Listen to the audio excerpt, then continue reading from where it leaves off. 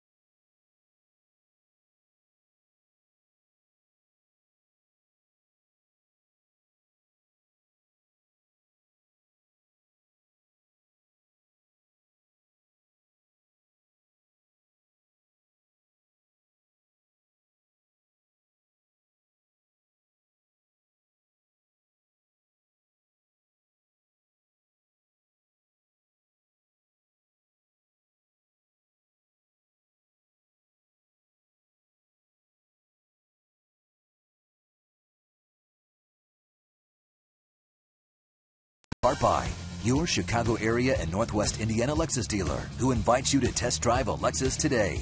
Blue Cross and Blue Shield of Illinois. 75 years of being right here in Illinois means no one's closer to your wellness. Experience wellness everywhere. Subway. Every day at Subway, choose from many delicious regular footlong subs for just $5. Subway. Eat fresh. Honda. Visit your local Honda dealer today, or go to shophonda.com and find great values on a new Honda. AT&T U-verse. Find out more of what's possible at att.com. AT&T. Rethink possible. And by Southwest Airlines' new Rapid Rewards. Unlimited reward seats and no blackout dates. Well, a light mist, wind blowing in off the lake tonight. But we're set for Game 7 of this 9-game homestand, all against the National League West. The Cubs winning 2 of 3 against the Padres before dropping 2 of 3 over the weekend to the LA Dodgers. The Rockies lost a series in Florida, but still 8-3 on the road, and kind of amazing to consider they haven't won a start by their ace, Ubaldo Jimenez, and Carlos Gonzalez is hitting .228. They still have the second best record in the league.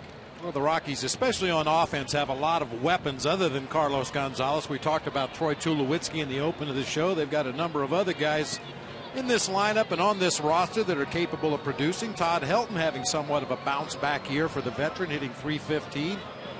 And Dexter Fowler, their leadoff hitter at the top, is he's an instigator. If he gets on base, he can make things happen. So they feel that when they get Carlos Gonzalez going, they can put some distance between themselves and the rest of that Western Division.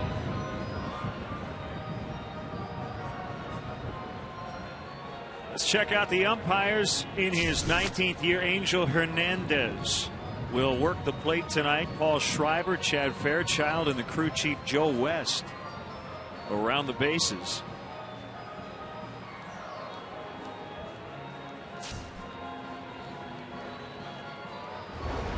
Just a couple minutes late when Matt Garza starts. He has a very specific routine before he takes the field. And here's the Rockies Southwest starting lineup written out by former Cub Jim Tracy. Dexter Fowler in center, off to a very good start. Jonathan Herrera has grabbed that second base job. We mentioned Cargo struggling, but he always hits the Cubs. Troy Tulowitzki at short, Todd Helton at first, Seth Smith is in right. Then you have some guys hitting under 200. Lopez, Iannetta, and the pitcher Rogers. Take a look at the Cubs defensively tonight. We'll go with Soriano, Bird, and Fukudome across the outfield, left to right. Jeff Baker getting the start at third base tonight for Aramis Ramirez. Starlin Castro once again at shortstop, along with Darwin Barney at second base. Carlos Pena will be at first base tonight. Giovanni Soto doing the catching for our Lexus Pursuing Perfection starting pitcher, Matt Garza. You may recall after his first couple starts of the season, Matt Garza was saying that that's not the kind of pitcher that he is. He felt he was throwing too many off-speed pitches, too many breaking pitches, was going to rely more on his bread and butter fastball, and used it to great effect against the Padres last time out, shutting them out over 6 innings, struck out 9, walked 3 in that game.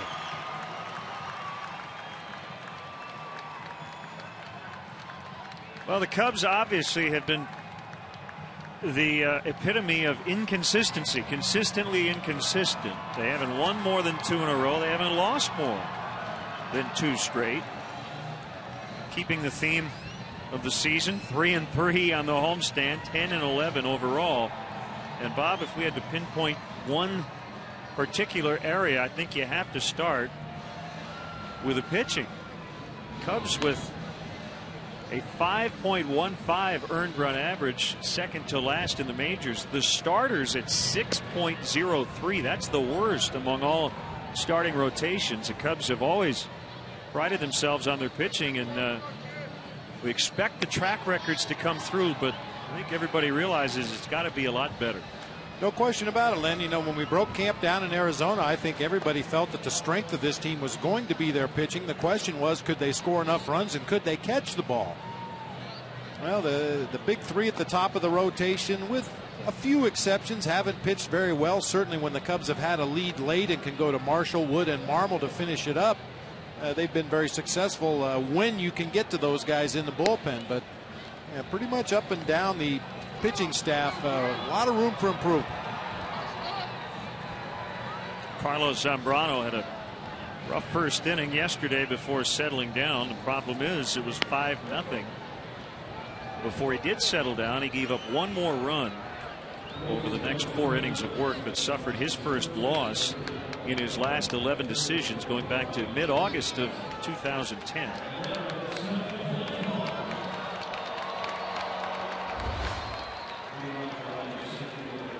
And here is switch hitting Dexter Fowler to start it.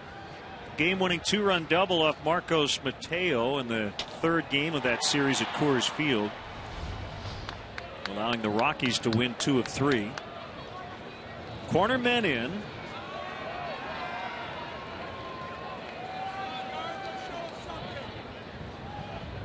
As the right-hander Garza is ready to work. And a called strike. Fastball at 90 miles an hour from the 27-year-old Matt Garza. 6'4", 215 pounds, born in Selma, California. Came over from Tampa Bay in January, 0-2. Well, one thing we've seen throughout this homestand, Len, when the conditions are as they are tonight with that wind blowing straight in, bitterly cold, a lot of moisture on the field right now. Challenge the opposition with fastballs. We saw Garza do it against the Padres, a lot of high heaters just like that one to Dexter Fowler. Dare them to hit the ball in the air to the outfield. 43 degrees and the wind out of the northeast blowing straight in from center. 9 miles an hour. 1-2 pitch. Shank foul. Both teams did hit on the field, but it pretty much rained throughout batting practice. That was a very light mist, but it was a very steady mist. For the better part of 2 hours, this field took on quite a bit of moisture, but the grounds crew under the direction of Roger Baird has it in playable condition, and I'm, to be honest with you, quite shocked we're getting started on time. Another 1-2. Curveball dropped off the table and dipped out of the strike zone. 2-2. According to the Cubs game notes going into tonight, the average game time temperature at home so far this season 47 degrees, and again just 43 tonight. Full count on Dexter Fowler. Another switch hitter. Jonathan Herrera is on deck.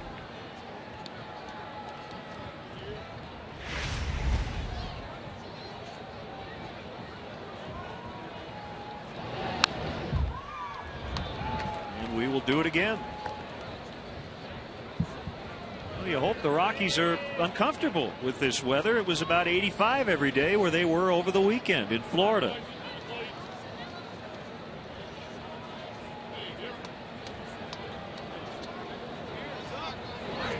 Swing and a miss. He struck him out. He has been the premier strikeout pitcher in baseball, leading everybody with almost 12.5 per 9 innings. And that's a good number, but unfortunately it leads to a bad number. High pitch counts. Matt Garza had to throw 8 pitches to retire the Rockies' leadoff hitter. He's thrown at least 106 pitches in every start so far this season. Jonathan Herrera, the second baseman, takes a curve for a strike. You can make a very strong comparison between Jonathan Herrera and Darwin Barney. Herrera went into spring training looking to be the #1 utility guy on the roster, and now he's the Rockies' main starting second baseman.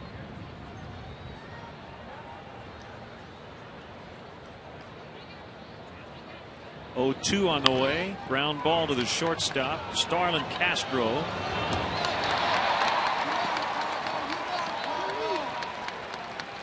You can follow all of tonight's stats and info in real time with Cubs in-game live only at csnchicago.com. Brought to you by Honda.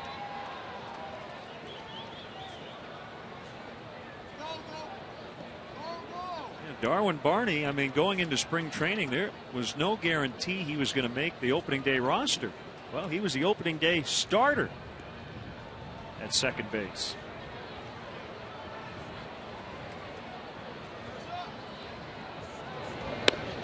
Carlos Gonzalez won the batting title last year. He's hitting just .228. He is 0 for his last 17, but he has hit .511 in 11 career games against the Cubs. Bounces that one foul to first. And that last pitch is probably the major reason that Carlos Gonzalez is struggling in the early going this season. That pitch was away from him, moving further away, and he reached out. That ball's off the plate away, and he's trying to pull it. I mean, this is a guy that has power to all fields. For me, last year, he was just a good hitter who happened to have power. This year, it looks like he's trying to hit for more power and finds himself in that hole right now at .228 going into play tonight. Had a big 4-hit game against the Cubs a week ago yesterday. And the 0-2 got him. On the curveball for strike 3. The Rockies come up empty. The Cubs are coming up.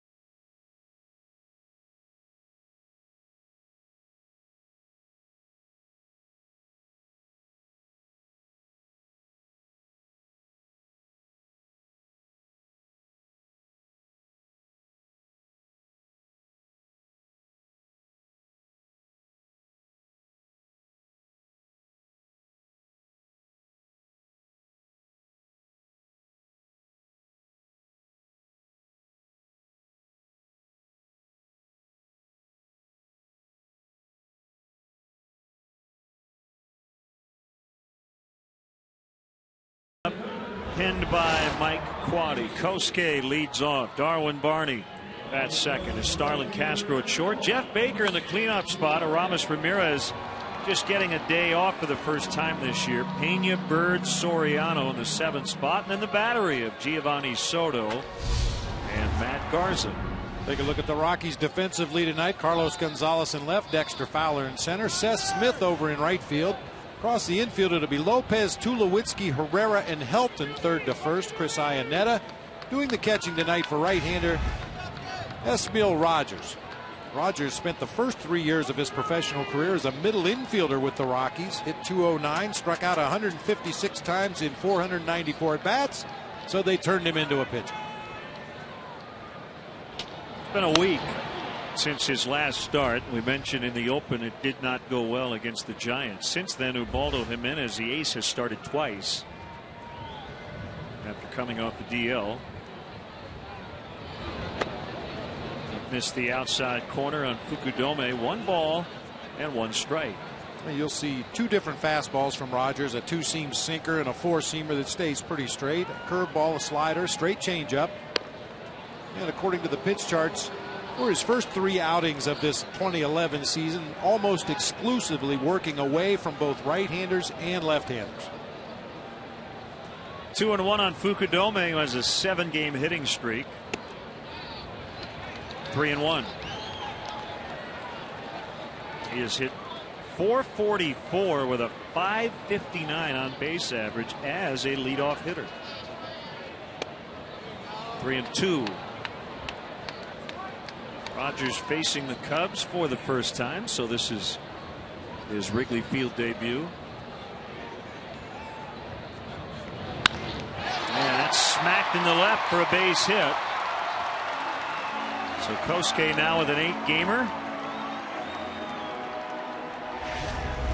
Stay hot, Kosuke. Took that 2-seam fastball away from him, stayed right on it. Line drive into left field in front of Carlos Gonzalez. You know, we say this all the time, Len, because of the weather conditions and the way the wind is blowing here at Wrigley, that we anticipate both teams to play for an early run. It just doesn't appear to be the kind of night where you're going to be able to put 5, 6, 7 runs on the board. Every run is going to be vitally important. We'll see how Mike Quade chooses to play it early here tonight. Barney with 9 hits over his last 5 games and working on a 4-game RBI streak.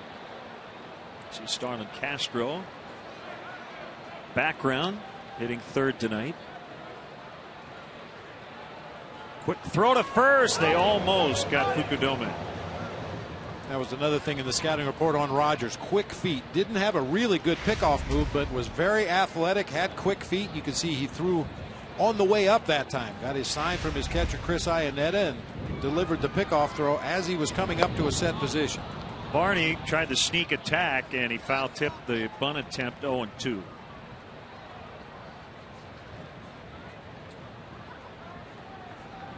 And normally I'd say that's a good idea, but with Todd Helton playing first base, it's tough to get a bunt down to that right side. You may be able to advance Fukudome on to second base, but tough to bunt for a base hit against this Rockies team.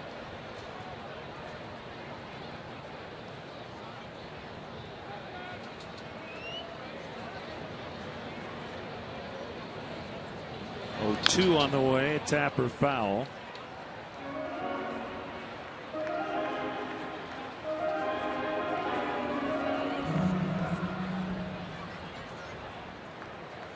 Cubs have been piling up their hits, hitting .282 as a team. Only the Cardinals among all major league teams have hit for a higher average, but Cubs are 11th in the NL at .243 with runners in scoring position. That's why the runs scored don't seem to really match the on base and slugging. That's very deep to left for Darwin Barney. Gone! Oh. His first career home run.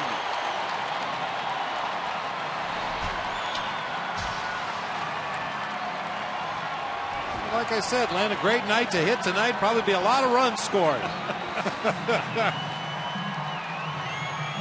Probably the least likely candidate in this Cubs lineup to hit a home run, but he picked on a breaking ball right in the middle of the plate and just tucks it into the basket for his first homer. Make sure you touch all the bases, young man. There you go. Congratulations to Darwin Barney.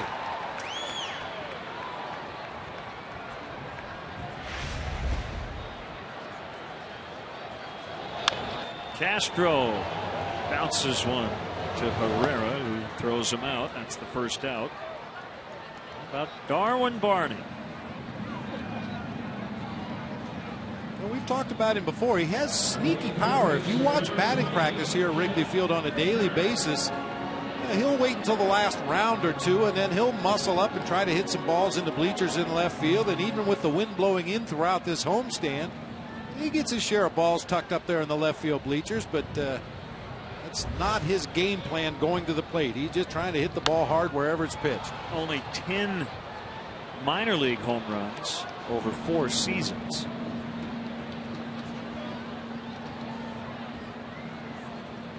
But he's in the book.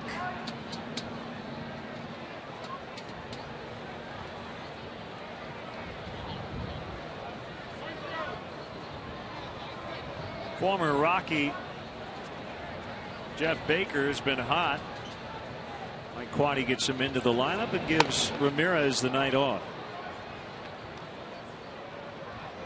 So only Starlin Castro now has played in every game for the Cubs. In fact, Castro has started every game for short. We still could see Aramis as a pinch hitter later.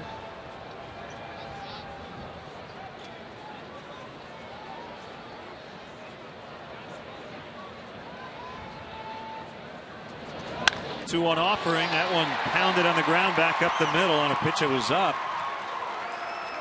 Third hit of the inning.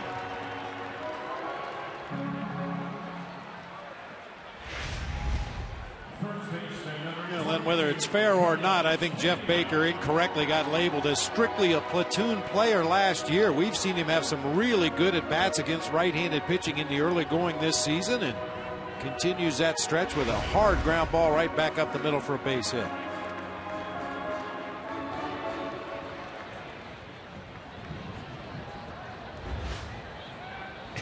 We just had a shot of Baker chatting with his former teammate. Got to tell a quick story. I was talking with Jeff last week when we were in Denver about Todd Helton. He said Todd's a guy who doesn't talk to runners when they get to first base. I always knew that when I was with the Rockies. He said the first time we play against them, I get to first base. And I figured Todd's not going to talk to me, so I don't say anything. And after a couple of pitches, Helton goes, "So what's the deal? You're not going to talk to me?" I guess he makes an exception for a former teammate. 2 balls, no strikes on Carlos Pena. So I guess, Bob, he's no Sean Casey. No, I was just going to say some first basemen never stop talking down there when they get somebody on base. John Kruk used to be that way with the Philadelphia Phillies and San Diego Padres. You mentioned Sean Casey. They love to have company down there at first base.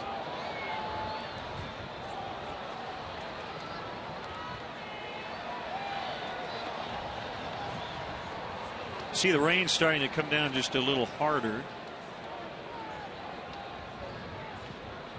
This is definitely the kind of night you want to have a lead going into the middle innings. No guarantee we'll get through 9 with the weather forecast.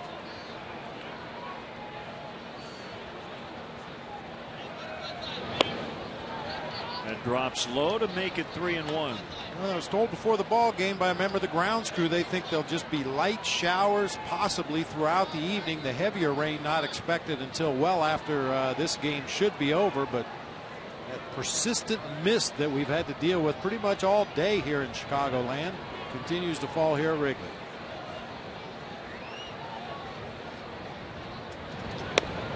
Ball 4.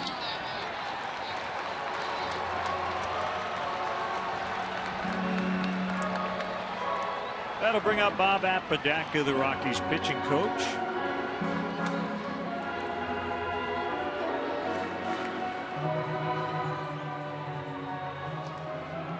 Tickets are selling quickly, but there's still time to get great seats for the 2011 season. Bleacher seats are still available as well. To purchase tickets, visit Cubs.com.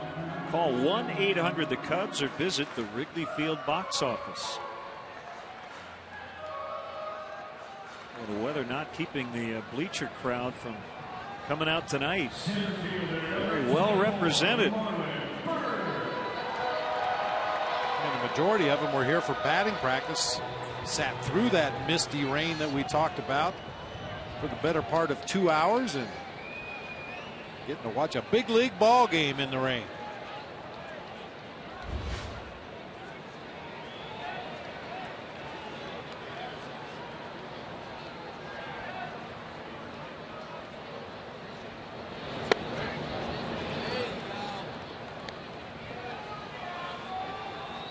Strike on Marlon Byrd. He's looking for his first home run.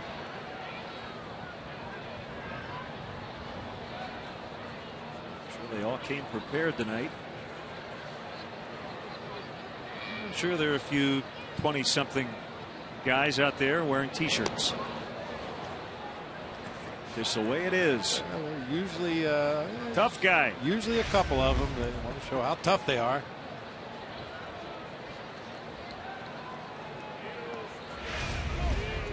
There you go. We knew it wouldn't take long. He's probably even taking his shoes off. He's a little warm out there tonight. Veteran right next to him saying, really? Really?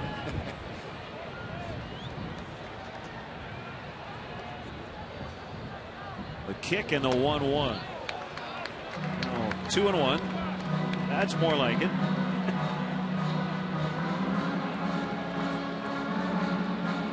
I will say this, with the wind blowing in, the fans in the bleachers are somewhat protected from the wind, but not the rain.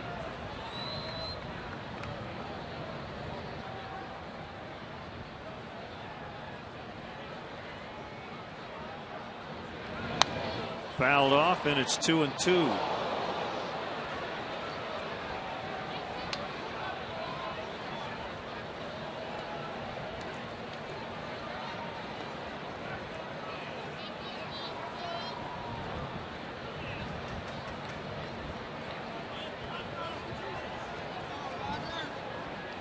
A little rain gear and a little winter cap action too.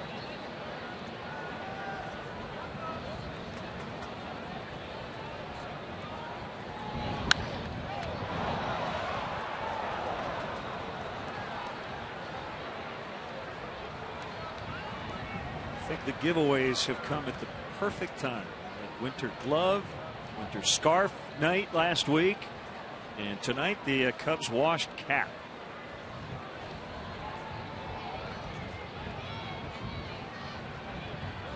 In some ways kind of going through the wash tonight. 2 on, 2 in, and here comes a 2-2 pitch. It's full, 3-2.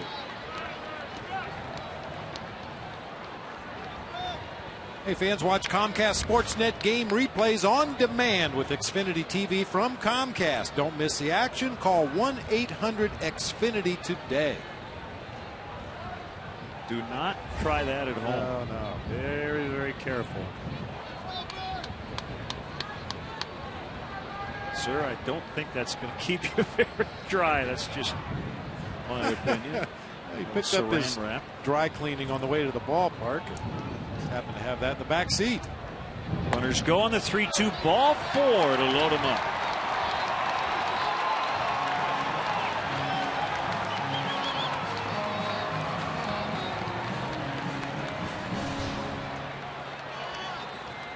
Rogers has not gotten comfortable yet. That's pretty obvious. No, and you know, I looked at the scouting report on Rogers before the ball game today, and it said he was pitching scared, really just trying to nibble around the edges of the strike zone, throwing a lot of breaking pitches, a lot of off-speed pitches, very rarely challenging hitters on the inside part of the plate.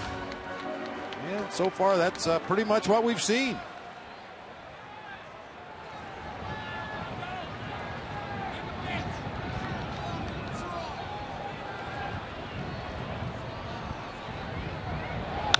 Soriano drives it to right. Seth Smith coming over to make the catch.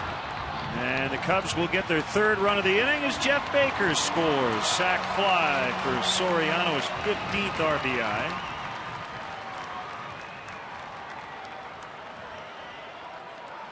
Catcher number 18, Well, you know, he would have liked to have cashed in some more of those runners, but got a high fastball on the first pitch. Knew he could lift that pitch in the air. It happened to be to right field to Seth Smith, and the Cubs take a 3-0 lead on that sac fly.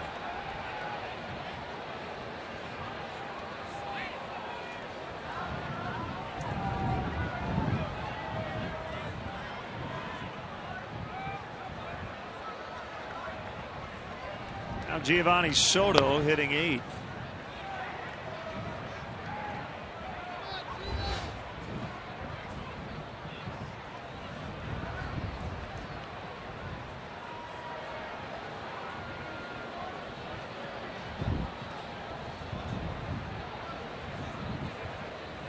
Pena, the runner at third, Bird is at first. And the 1-0 pitch is a called strike, 1-1.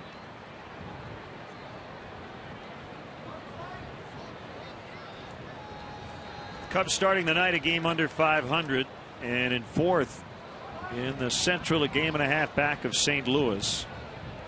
The Rockies are 3 up on the Dodgers in the West, 1-2.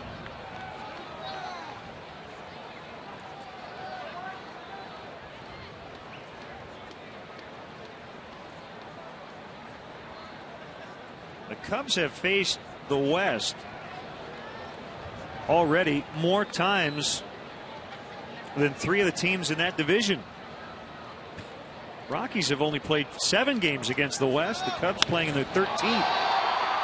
Lifted in the air, left center. It's Dexter Fowler to make the grab, and that's the inning. But Darwin Barney with his first major league home run, a 2-run shot into the basket and left. Cubs would add one later on a sac fly, and it's 3-0.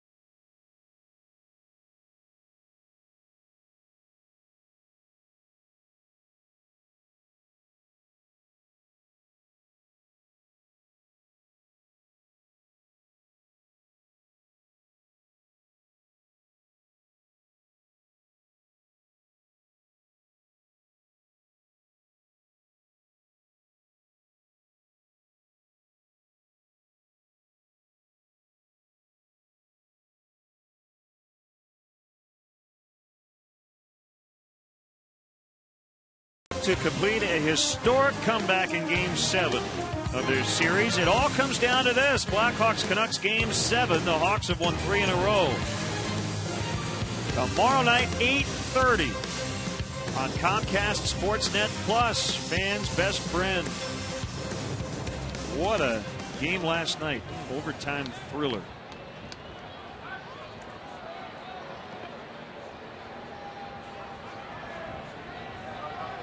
Three 3-0, the Cubs getting the early lead for Matt Garza. Good to see him get some run support as he shoots for his first win as a member of the Cubs. We play through the rain as Troy Tulowitzki will start it. Todd Helton and Seth Smith also due up this inning.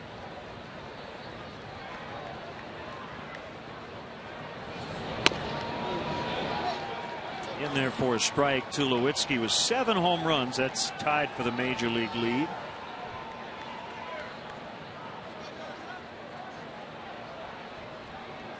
'99 career home runs for Tulowitzki. Stay at 99, but he's going to reach. An error on Starlin Castro on a pretty routine play.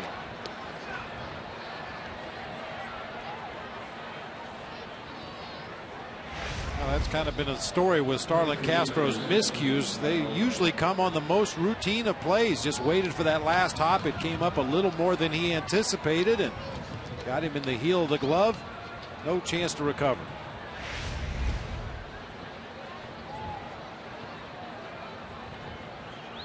Brings up Todd Helton. Swings at the first pitch, pops it up, but the wind is going to make it a souvenir.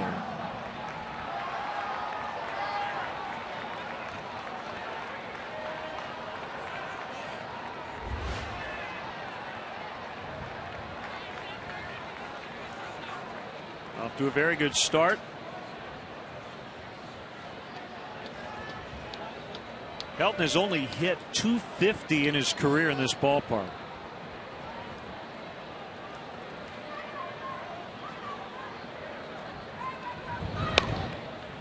That's too high. 1-1.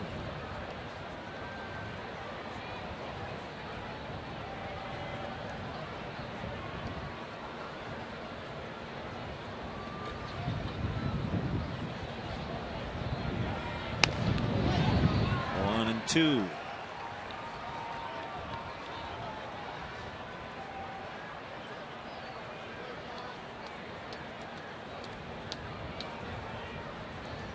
This is it. After this series, Cubs and Rockies will not see each other again in the regular season. Todd Helton strikes out. That's number 3 already for Garza.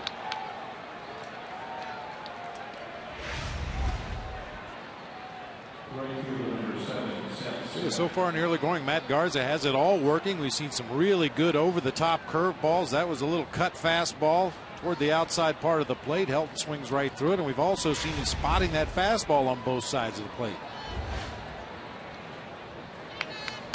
Smith, the right fielder. Strike one. In fact, after this next road trip, the Cubs will be done in the season series with the Rockies, the Diamondbacks, and the Dodgers. They've played everybody but the Giants in the West.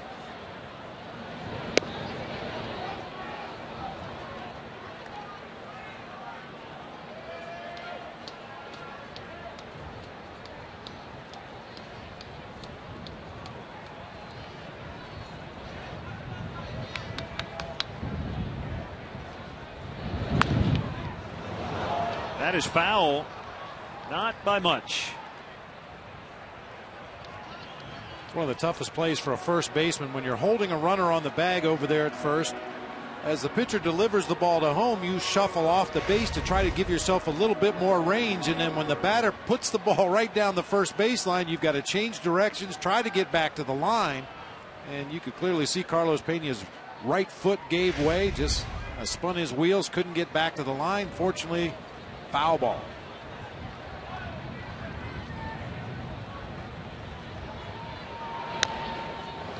Also foul.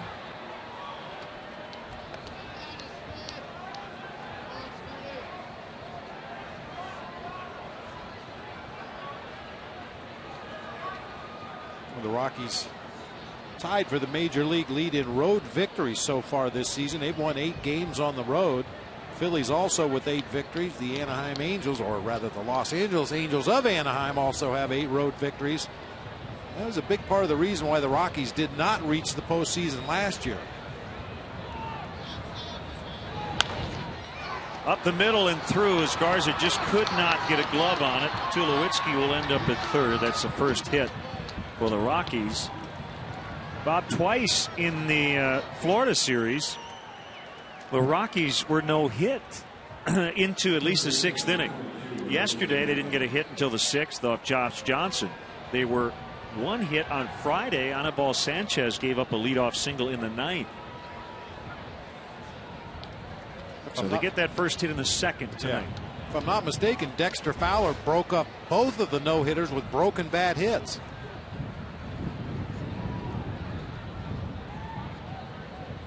Jose Lopez playing third.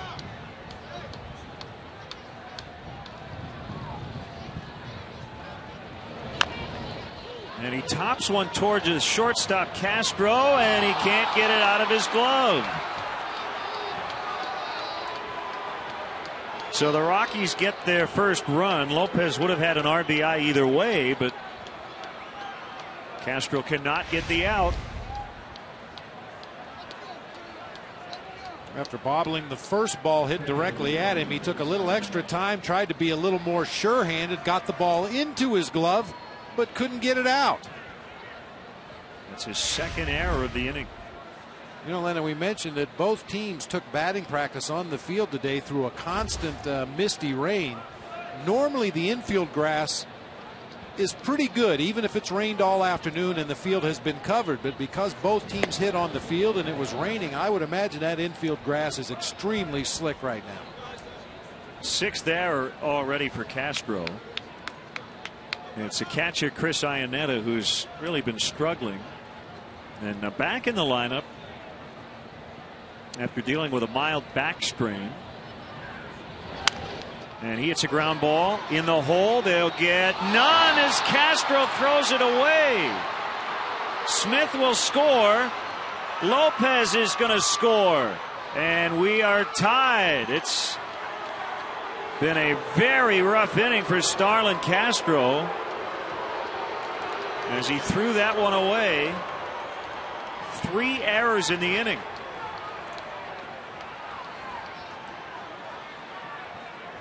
We've seen Castro make errors on routine plays, but this is the kind of play that he normally makes instinctively. I really think that the conditions, the wet grass on the infield, may have had something to do with that one.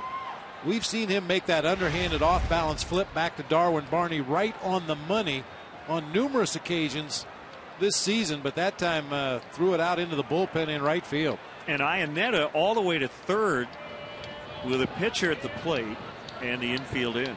A 3-error inning.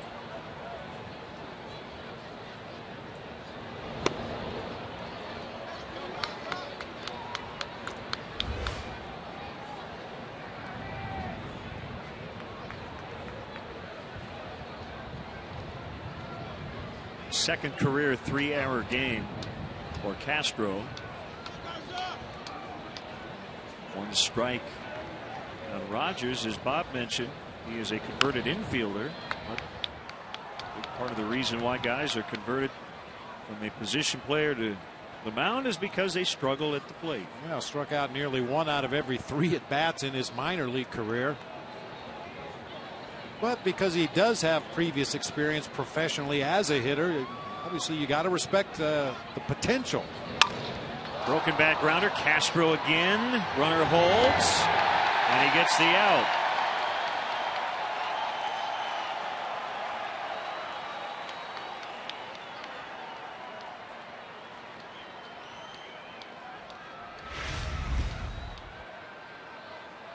Rogers shatters his bat on that slider, hit it right off the very end of the bat.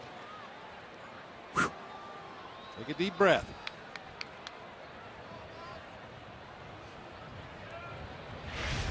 Well, I don't have to tell you, when you have an inning like this, the ball will find you. Yes, it will.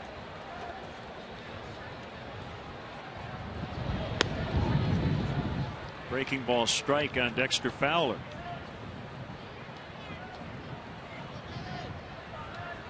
The difference is I had an excuse. I wasn't very good.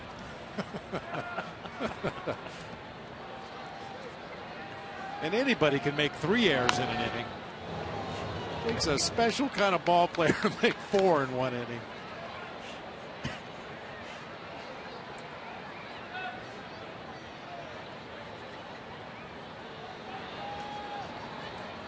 Oh, 2 to Fowler.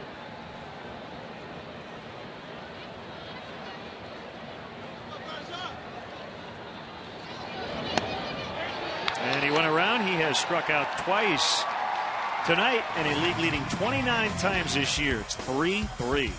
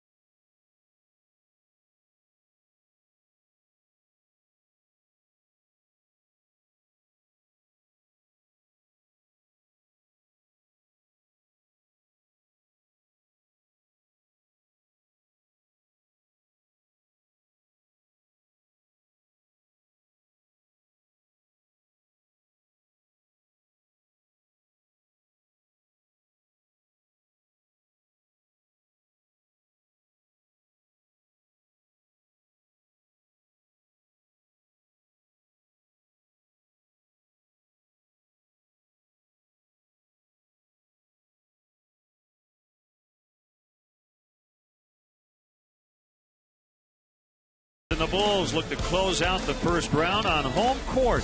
Tune in as Chicago aims to finish off the Pacers at the Madhouse on Madison. Don't miss Bulls-Pacers Game 5 tomorrow night at 6:30. Comcast Sportsnet, fans' best friend. 3 unearned runs because of 3 Starlin Castro errors. The most errors by a Cub in an inning since Jamie Navarro committed 3 against Houston back on August 18, 1996.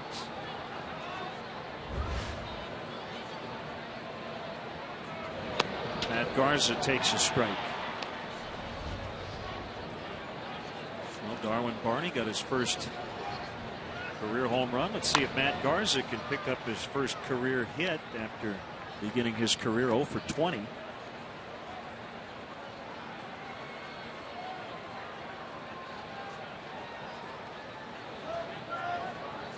Oh-2 on the way, inside, almost hit him.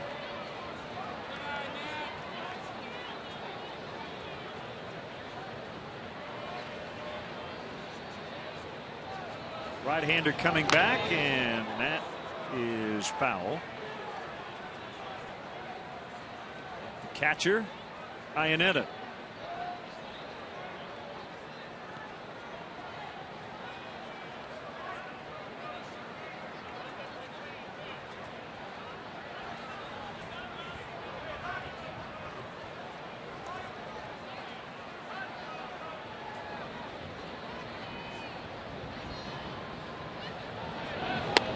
Got him that time.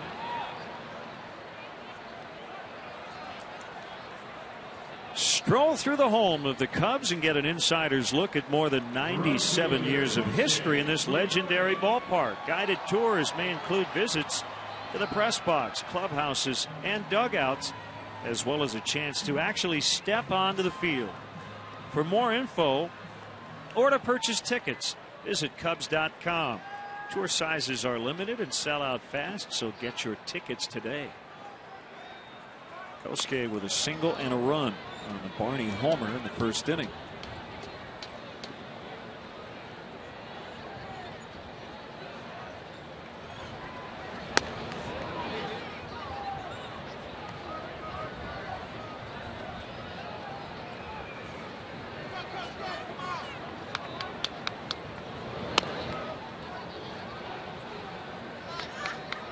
Two and one. Smile, Bob. Pizza. Ground ball ticketed toward right.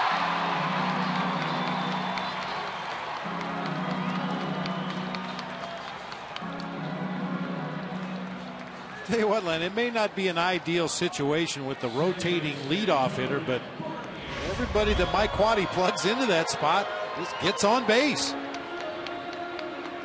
Perdomo with a hard ground ball through that right side. Jonathan Herrera with a nice effort, but it skips through into right field for Kosuke's second base hit of the game.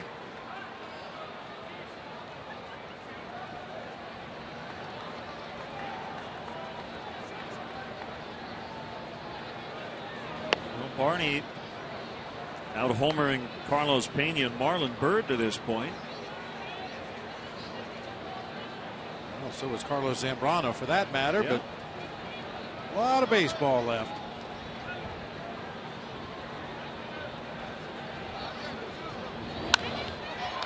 Into right, Smith will get there, and that's the second out.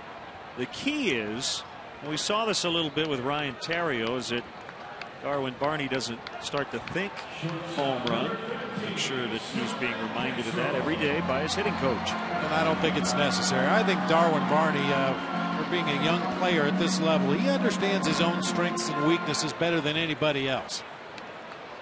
I think Ryan Theriot got a little carried away and thought he was a 20 to 25 home run guy, and we all know he isn't and wasn't and won't be. When little guys try to hit home runs, opposing pitchers get real happy.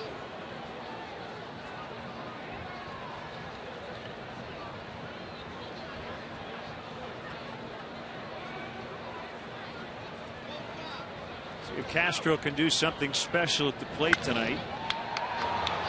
Or backhanded. Boy, that was a weird play. We'll get another look at that later by Herrera on a ball hit right to him.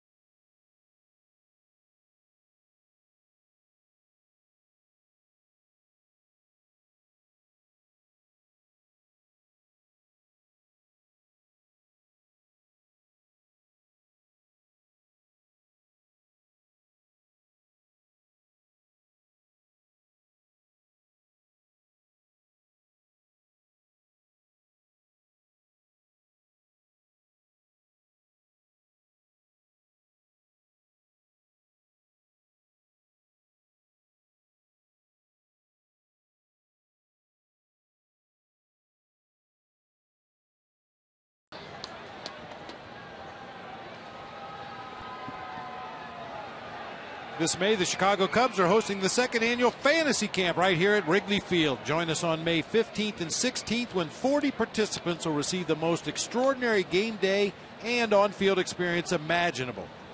This year's legends include Ernie Banks, Billy Williams, Fergie Jenkins, and many others. Reserve your roster spot today by calling 773-404-4748 or visit Cubs.com/premier.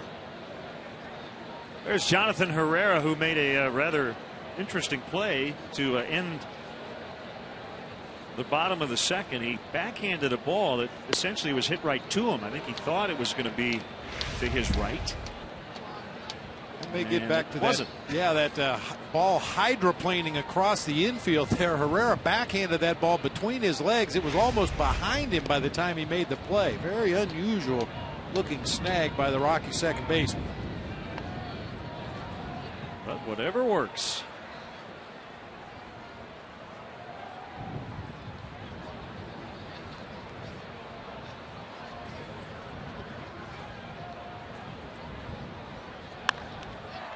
Fly ball to left. This is slicing and makes it routine for Soriano.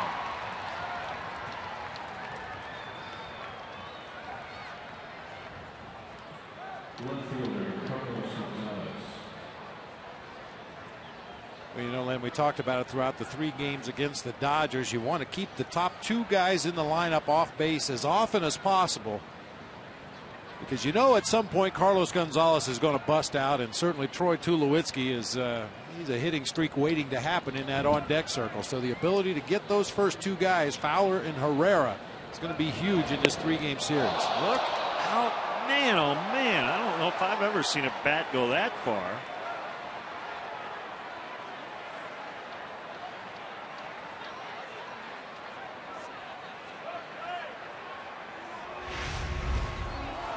Sign him up for the Olympics. Oh. Tremendous carry. Hammer throw. The one where they spin around and everybody's all right down there.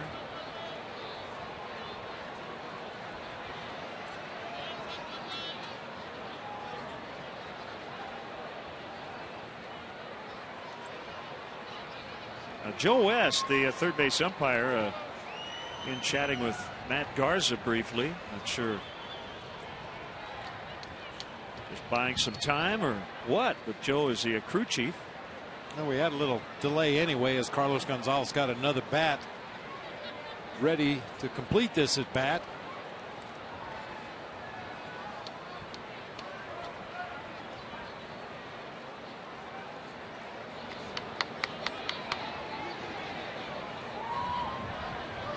There's a pitch. Darwin Barney. Gonzalez is 0 for 2. It's time, Len, for our Xfinity high-speed action. First base coach Glenn Allen Hill as a member of the Cubs back on May 11th, 2000 against the Brewers. Oh, my. He hits a ball in the building across the street. It was estimated at 490 feet, but I don't think there's any way. It was less than 500 feet. Just a titanic blast by Glenn Allen Hill. Steve Woodard. You know, the funny thing is people that, and there's the building right there. Rooftops are empty tonight. They're probably afraid Glenn Allen Hill was going to hit again or something. I don't know. Anybody who saw Glenn Allen Hill take batting practice in any ballpark in the major leagues probably saw him hit a ball further than that. He used to put on the most unbelievable displays in batting practice.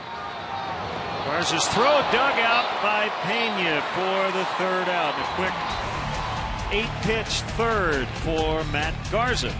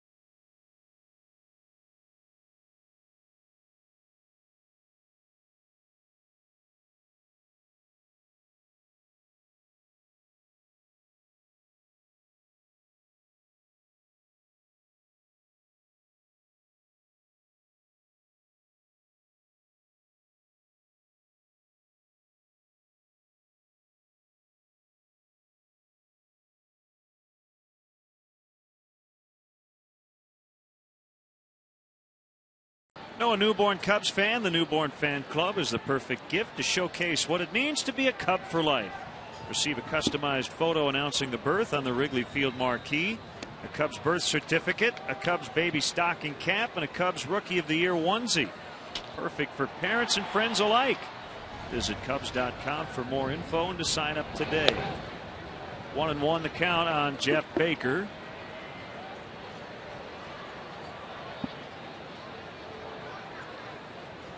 Single and a run his first time up against his former team. He goes back up the middle again for a base hit. And it's 2 for 2.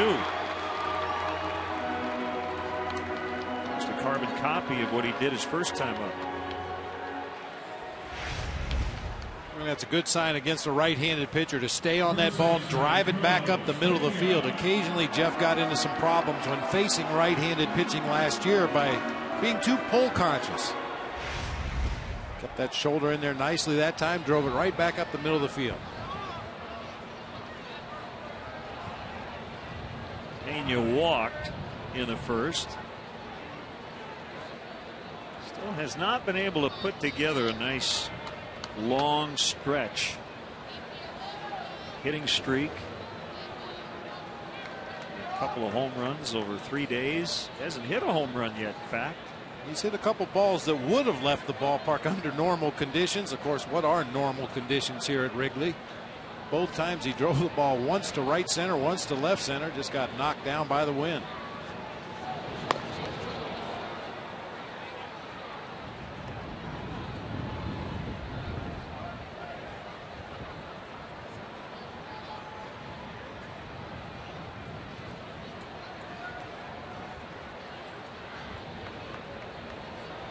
I think I'm going to grow a beard next spring just to have an extra layer for the early part of the season. Plus it'll coincide nicely with next year's Blackhawks run to the playoffs. See, I love it when a plan comes together. Outside, 1-1. I'm guessing you could catch up to that guy in about 4 or 5 days. I don't think it would take you very long. Justin Bird, maybe. It'd take me a long time. Justin Bird could catch up by 11 o'clock tonight.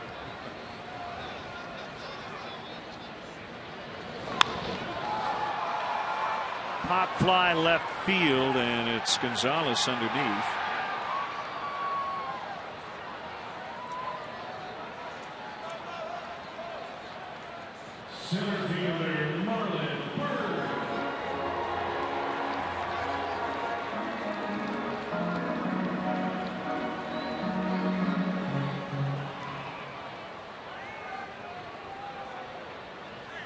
Phil Umber, a right-hander with the White Sox, had no-hit the Yankees into the bottom of the 7th. A-Rod just broke it up with a base hit to center, so it's 1-0 White Sox in the 7th. White Sox have lost 10 of 11.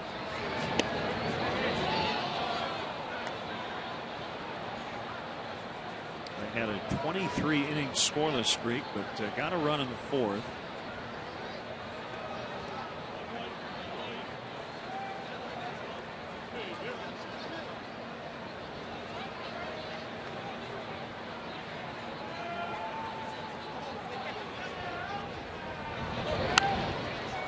Bird slices it foul out of play, 0-2 for the Cubs center fielder. Toronto's in Texas. Rangers coming off a weekend sweep over Kansas City. They are scoreless in the 4th inning.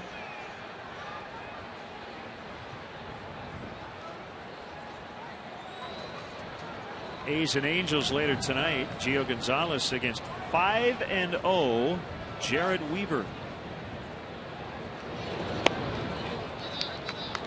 Boston just swept the Angels in a 4-game series.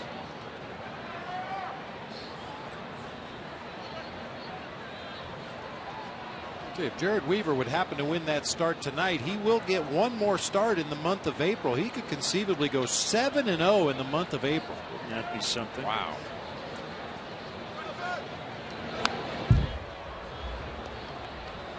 the start Ubaldo Jimenez got off to last year, but he is without a win. Spent some time on the DL with a cracked cuticle on his thumb. Then is 0-1 with a 6.75 through 3 starts. The Cubs won't face him at all this year. Darn. Take your breaks where you can get them.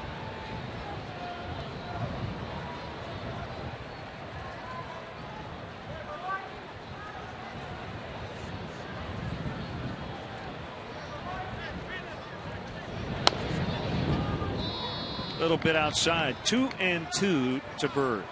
Rain has pretty much stopped at this point.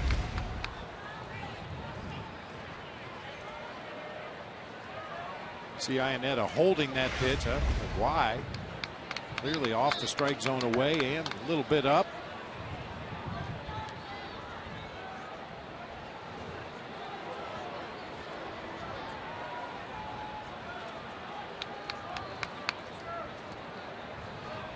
Cubs out hitting the Rockies 5-1, but 3 errors by Starlin Castro in the second, helping the Rockies get 3 unearned runs to tie it up. That was very close. 3-2. Well, late breaking slider trying to work its way back to that inside corner. Kind of froze Marlon Byrd right there. You may notice Chris Iannetta caught that ball way down toward the heel of his glove. That pitch on the inside corner, if you're going to catch it with your palm up, you try to catch it in the webbing to make your glove appear to be in the strike zone. Runner goes on the 3-2. Diving attempt by Lopez, can't get it. It's a base hit. Baker has to stop at second.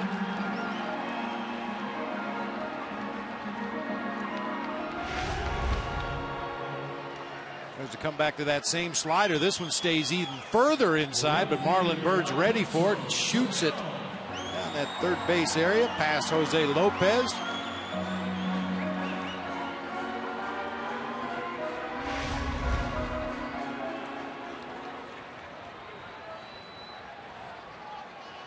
Soriano hit a sac fly to right to drive in his 15th run.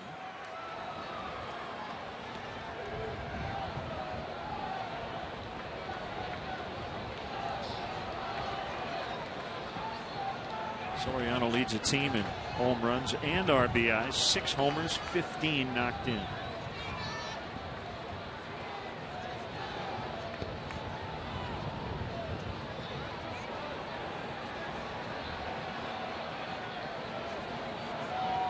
Regulars leads the club in slugging. Came in at .513. 1 strike to count.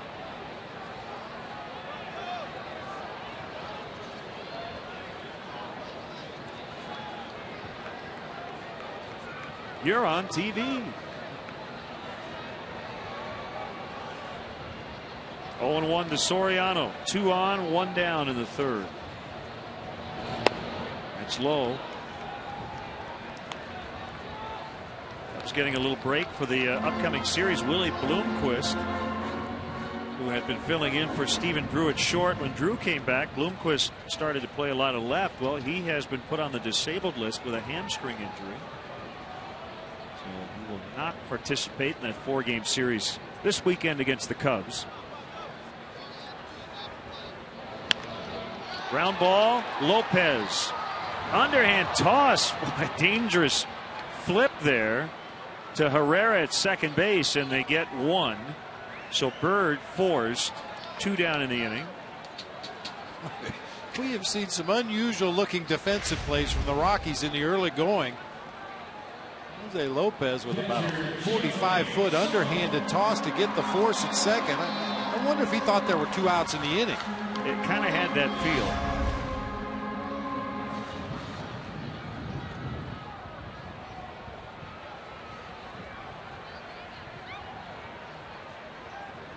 You know, I notice he has a 2-tone glove down at third base.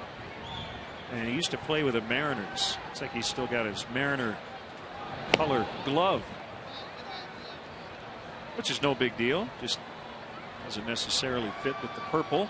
Might cost him a few bucks in kangaroo court.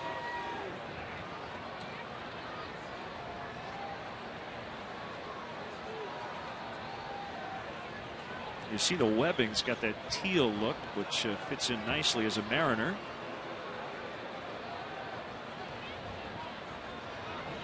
Now, as a pitcher, I don't think he could wear that glove, right? No. Pitcher's glove has to be one color.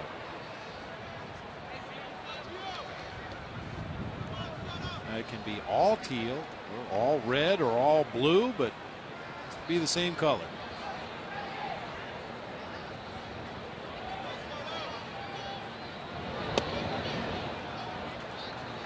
Sliders low, 2-0 rather on Soto, with the pitcher Garza on deck.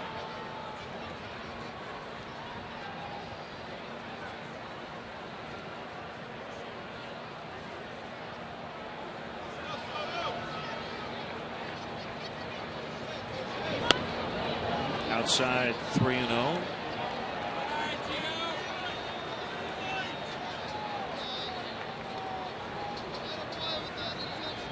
Do you consider the green light? I definitely would in this situation. Chances are Rogers is going to try to pitch Gio away. He does. And there's a big hole on that right side of the infield. If you can guess on a pitch on the outer third or further away and get out there and hit it to the right side, roll it through for a base hit and an RBI, but it was so far away Gio couldn't even think about it. So Rogers has now walked 3 as he faces Garza, who's struck out in the second. Only one strikeout for Rogers. It was that second inning punch out, and he's going to work from the windup with the bases loaded. Late swing and a bouncer foul to Bobby Dernier at first.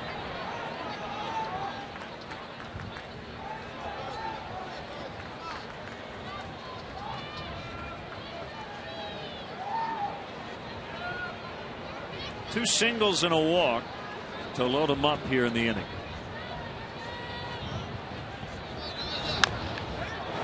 Chop to Herrera. Got a candy hop, and he'll run it halfway to Helton before tossing the rest of the load. They leave him loaded. The Cubs have stranded 6 through 3.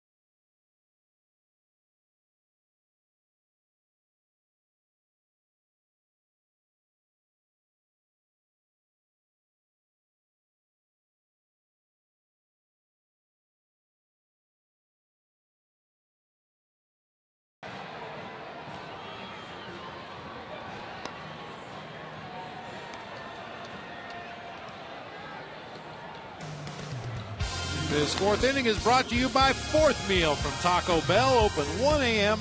or later. We get into the fourth. A 3-3 tie. The Cubs struck early. Darwin Barney with his first career home run, a 2-run blast. They would add another on a sac fly by Alfonso Soriano. But the Rockies came back in the second. A rough inning for Starlin Castro, who committed 3 errors. And the visitors tied it up. That's where we stand going into the fourth.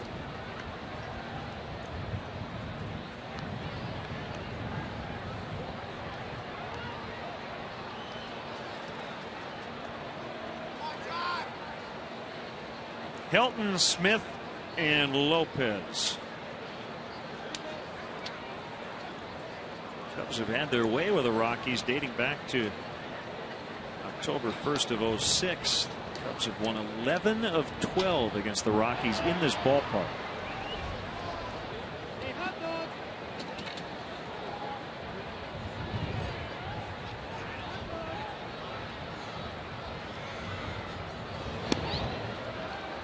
Fastball, and Helton couldn't catch up to it. 532 career doubles. He is now 2 away from tying Lou Gehrig for 30th on the all-time doubles list.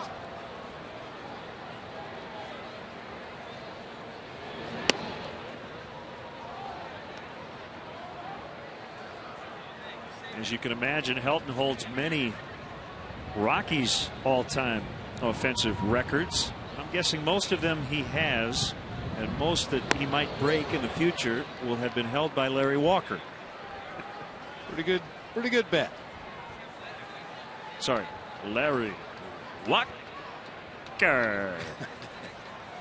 as the PA announcer used to say.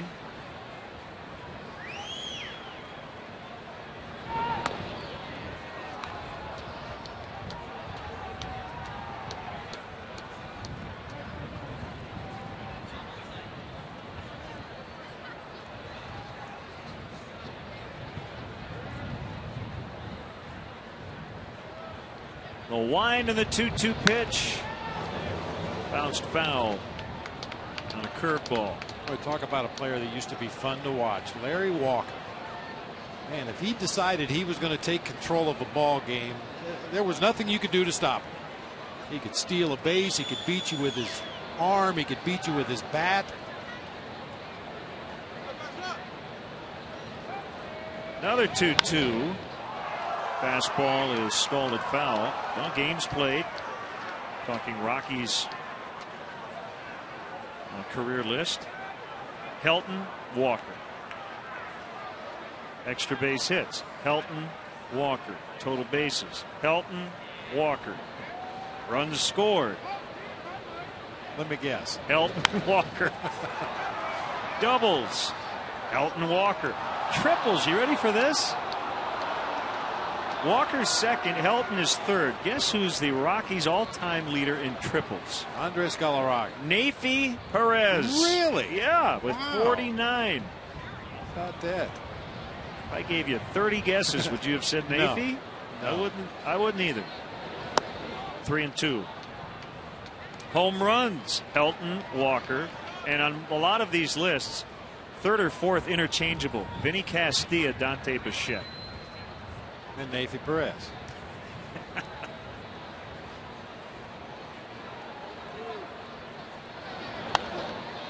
Jerk foul out of play.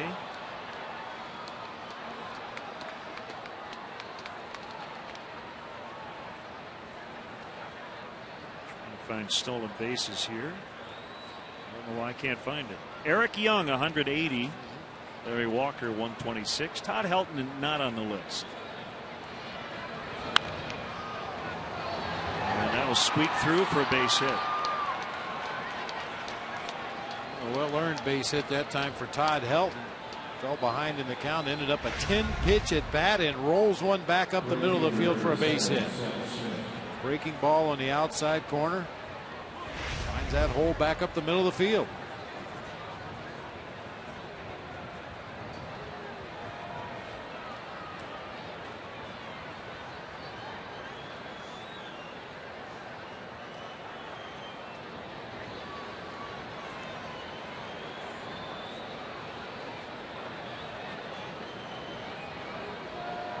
A lot of that diamond dry substance on the field, and Matt Garza having some issues with it getting stuck in his cleats. Smith 1 for 1. For a pitcher, especially the left foot for a right-handed pitcher, because that is your landing foot. That you want to make sure when you come down with that left foot that you've got a solid base, that your cleats are sticking in the ground, your foot's not sliding around, and you get some of that diamond dry stuff in your cleats, and it's like trying to pitch in a pair of loafers.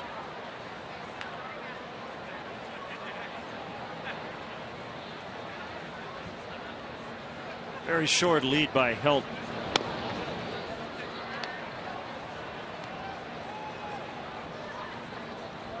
You talked about Helton when we were in Denver. He's a smart base runner, but doesn't run very fast. I'm sure speed has been compromised even more with the back problems and just age in general. Early on in his career, he would pick his spots. If it was a situation that called for a stolen base, he would lull a pitcher to sleep over there at first base. He'd take a very short lead off and just kind of casually walk towards second base as the pitcher was delivering the ball, and he would pick his spots and just keep on going, take off for second base. He never stole a lot of bases in one season. You see 36 out of 63. And his last steal came 5 years ago. He was good for about 5 to 7 per year.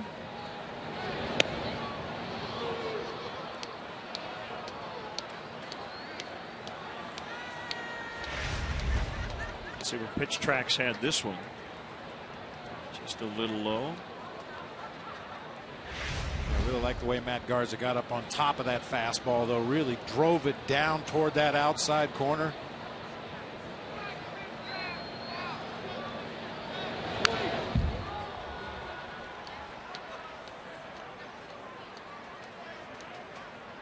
We mentioned Matt's last start against the San Diego Padres when he pitched very effectively for 6 innings. He was throwing a lot of fastballs that day. However, he was throwing them across the top of the zone. Got a lot of swings and misses, a lot of fly balls off the bats of the San Diego Padres hitters. Today it looks like he's really trying to make a conscious effort to drive it down to the knees. Cutter low and inside, and it's 3-2. See if Helton is going. There are no outs. Usually a better bet with 1 out, but we'll see. Garza's been, as we said, a great strikeout pitcher to start this season. Helton not running, and Smith fouls.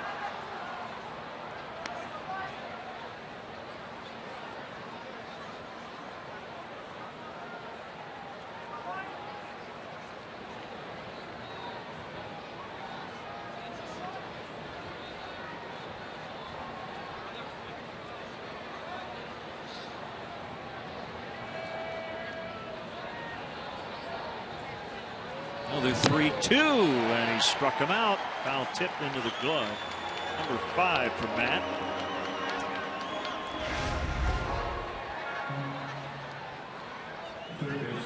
Nothing tricky there. 94-mile-an-hour four-seam fastball just rushed it right past Seth Smith. Then on nights like this, which has been pretty much every night here at Wrigley Field, it's tough to stay loose as a hitter. Hitting is all about quickness, getting your bat into that hitting zone, trying to get the barrel on the ball, and I don't know any hitter that feels like they're quicker on a night like this than they are on a sunny, warm August afternoon. You feel like you're constantly fighting your body to try to be quick enough to catch up to that fastball. You can't get the same kind of grip on the bat because of the cold temperatures and the moisture.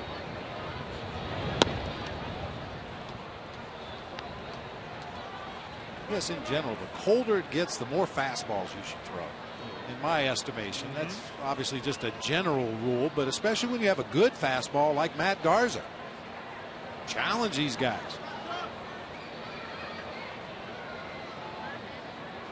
So far, the Rockies just 2 out of 15, although this could change as Marlon Byrd back, and he will make the catch. Make it 2 for 60 and Helton back to first. And that's why you challenge more with your fastball on a night like this. Number one, it's tough to get that bat through the hitting zone quickly. And if you do, as Jose Lopez does right here, that ball is way gone on a no-win day at Wrigley. But this gets out there to the warning track. The wind pushes it back for Marlon Byrd, turns it into a relatively easy out on the warning track. Pitchers love that. Here's Iannetta. Called strike.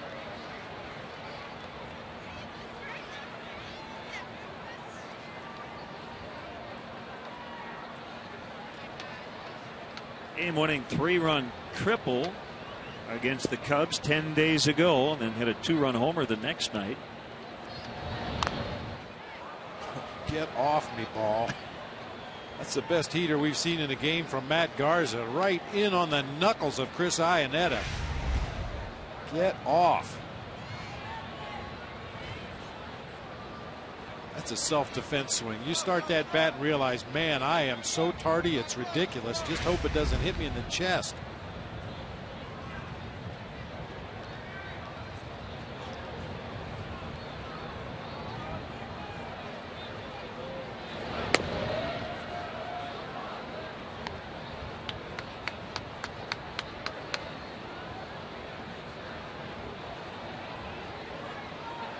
I thought he was great at Super Size Me. Doesn't he look like that guy, Morgan Spurlock?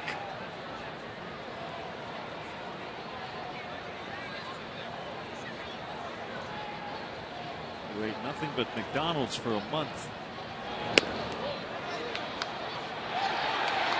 And he went around. 6 strikeouts for Matt Garza. 3-3 in the 4th.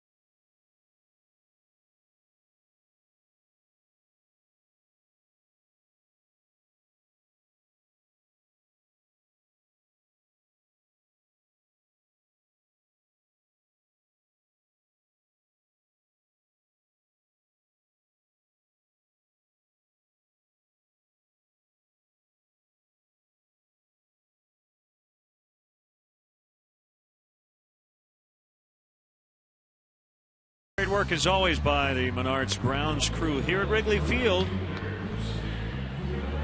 as they manicure the dirt between innings.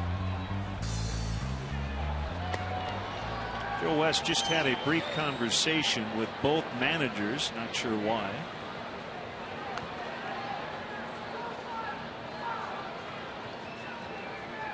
Just checking the weather radar, there is a big blob of green working its way up towards Chicago, probably an hour or more away. And of course, Joe West, being the crew chief, is in constant communication with Roger Baird and the grounds crew, who are closely monitoring the weather radar. It's just been an update for the Rockies manager. Ball 1 on Fukudome, and once the first pitch is thrown, it is in the hands of the crew chief. In terms of any sort of delay. Yanked foul. Just foul.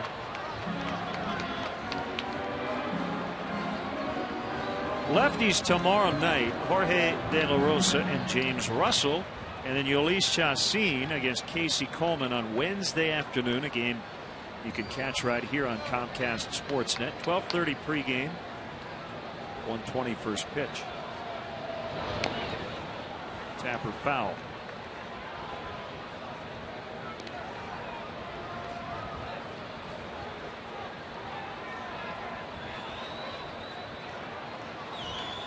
Pirates leading the Nationals 4-2. They're in the bottom of the 7th. Pittsburgh. Kosuke 3 for 3.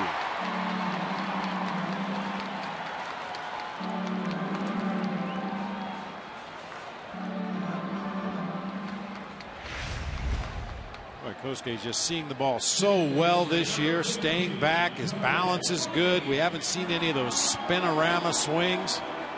hits the ball wherever it's pitched. Rogers tried to come in earlier in the at bat. He jerked it foul down the right field line, then tried to go away with an off-speed pitch, and Kosuke just shot it into left field for his third knock of the game.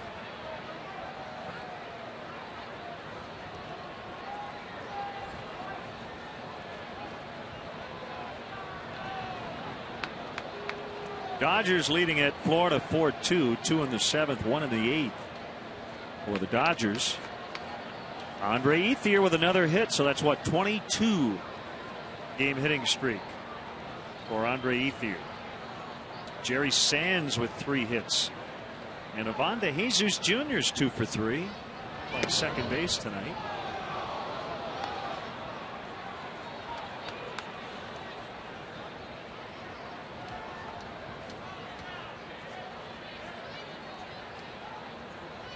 News involving the Dodgers. Former Rangers president J. Thomas Schieffer hired by Bud Selig today to run the Dodgers. A few days after MLB grabbed control of the franchise from Frank McCourt, the owner. He is the younger brother of the Face the Nation host Bob Schieffer. And baseball told the Dodgers any expenditure of $5,000 or more has to be approved.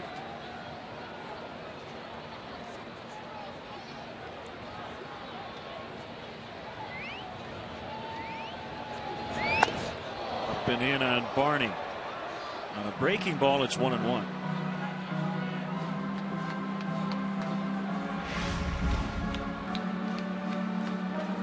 Lesson for you young players out there. Notice the way Darwin Barney turned away from that pitch. That's where all your protection is. The ear flap, the back of the helmet that protects the lower part of the back of your head. And if you do happen to get plunked, it's not going to hurt quite as much if you take it in the back as opposed to turning into that pitch and getting hit in the chest. One bouncer to Lopez, and he'll just throw to first to get Barney.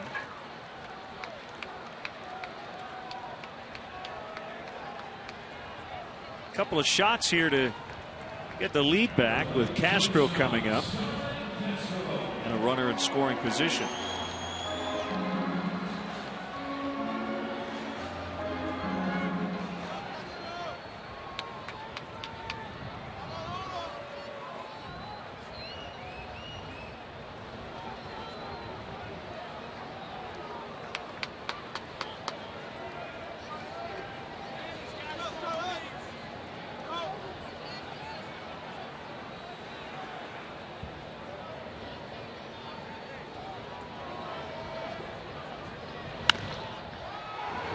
To Tulowitzki, and he'll just get the out at first.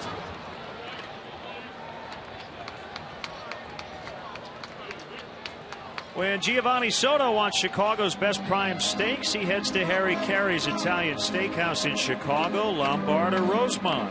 Call 773-HOLY-COW or visit harrycareys.com today.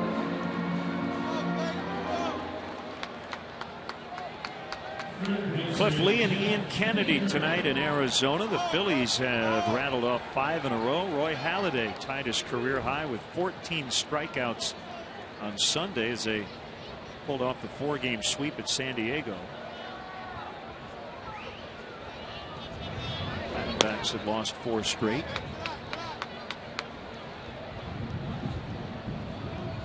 Braves swept the Giants in San Francisco, and they're now in San Diego.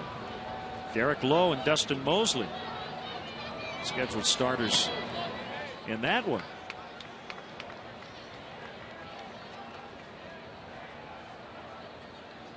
Dustin Mosley can't buy a break. He is 0-3 with a 1.40. What have they scored? 1 run any of his first 4 starts, and that was here at Wrigley Field last week. That just tells you Dustin Mosley needs to work on his hitting. Somebody on that Padres team has to drive in a run for him. Cubs beat them 2-1 in 11.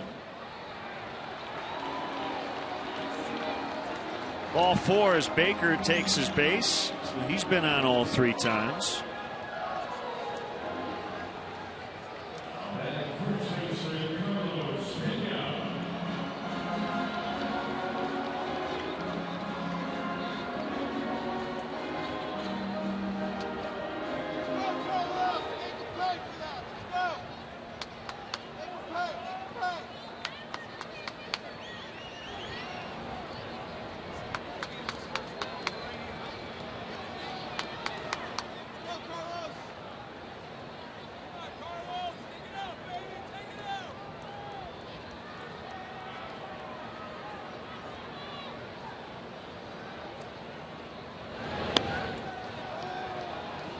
Breaking ball called a strike.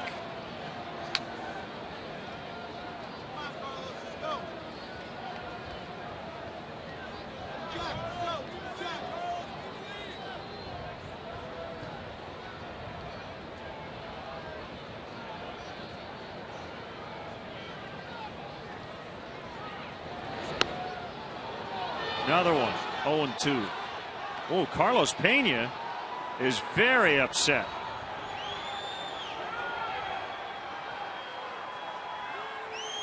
I don't think he's arguing the pitch. It looks like maybe he was asking for timeout and wasn't granted. It looked like a pretty good pitch.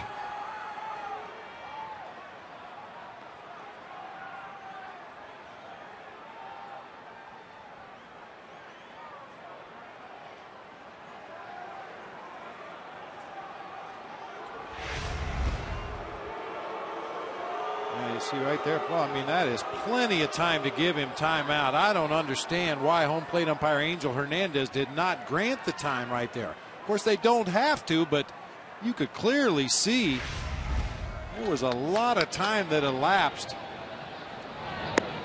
And Carlos was not granted the timeout. Get that one.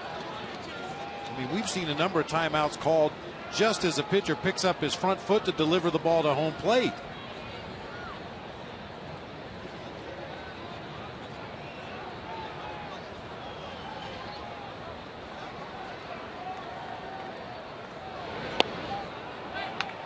Two to Pena.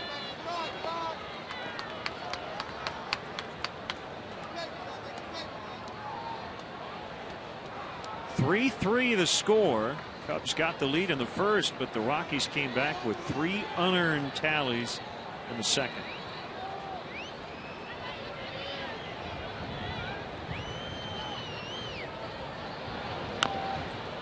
Fouled at the plate.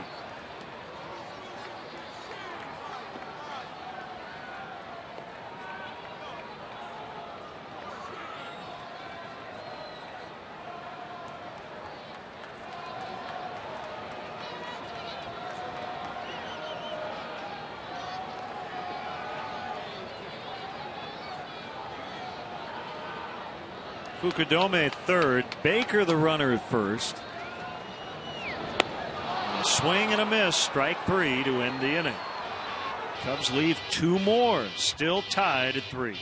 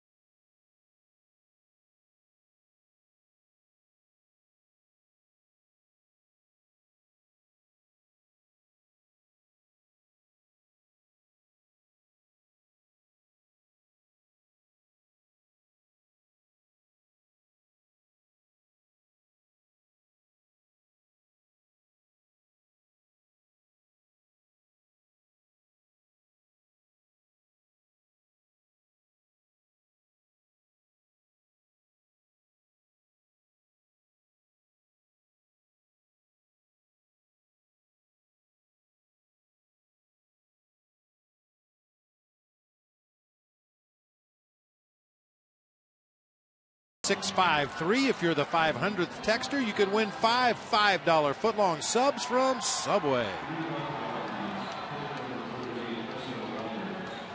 Glenn and Bob and our Comcast Sportsnet crew from Wrigley Field. Cubs and the Rockies tied at 3.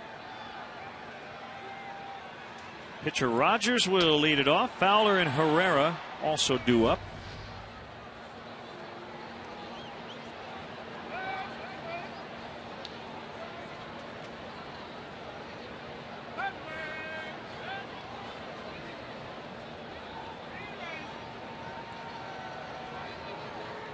And here we go. Called strike.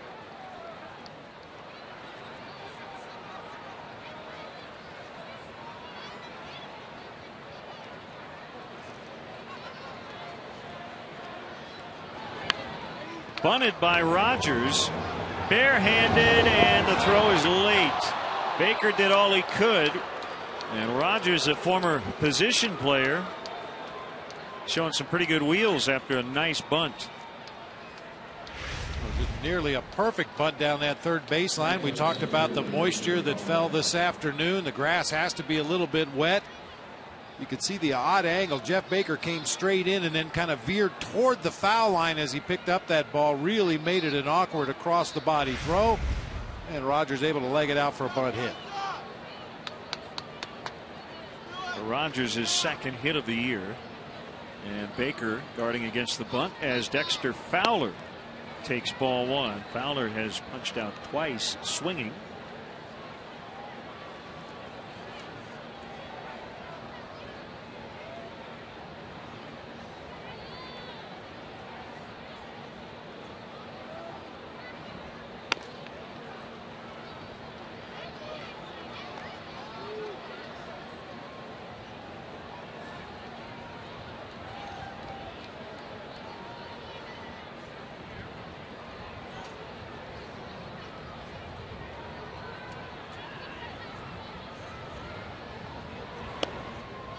Three and 0.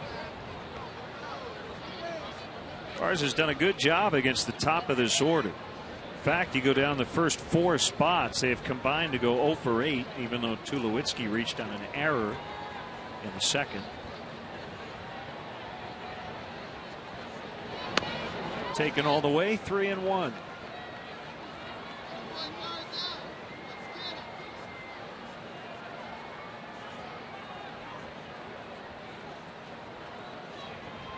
The day Fowler had against the Padres back on April 27th of 09, as he tied a modern day rookie record with 5 stolen bases.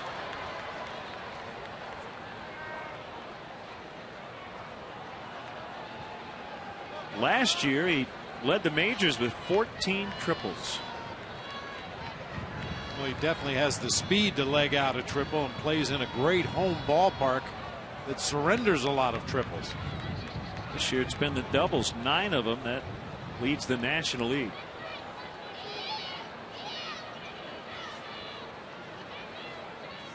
Three-two pitch, ball 4. And the Rockies threatening here, 2 on, nobody out.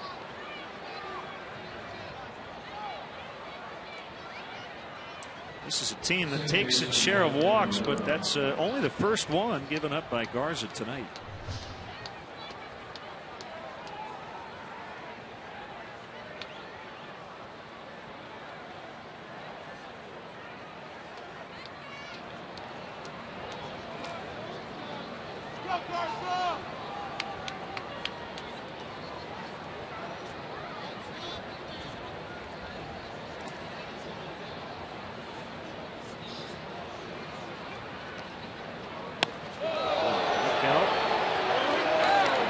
Dust himself off.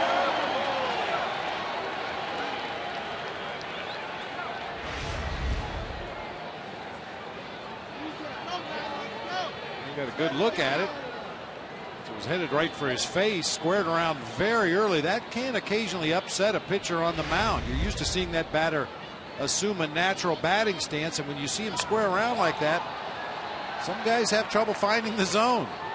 They tend to look at the hitter rather than pick up their target.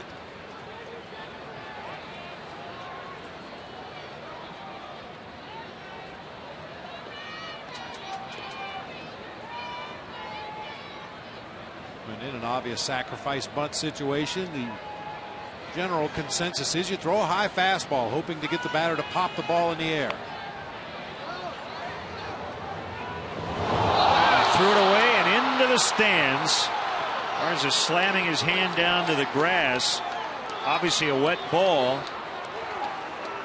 And the Rockies get the lead on the Cubs' 4th error of the night.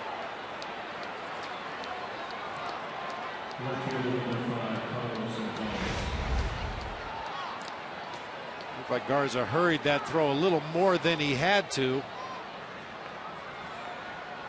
And that wasn't even close to the base down there. Darwin Barney covering as Pena was charging from first base. Looked like Jeff Baker may have had a little better angle on that ball, but either he didn't call off his pitcher or Garza didn't hear him, went ahead and made the play himself and threw it down the right field line. So now he has to regroup. Second and third, and the big guys coming up: Gonzalez, Tulowitzki, and Helton.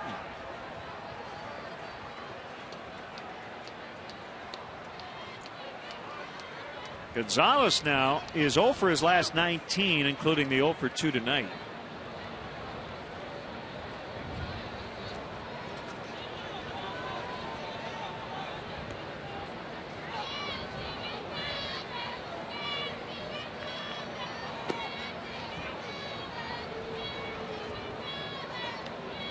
Rockies leading for the first time tonight.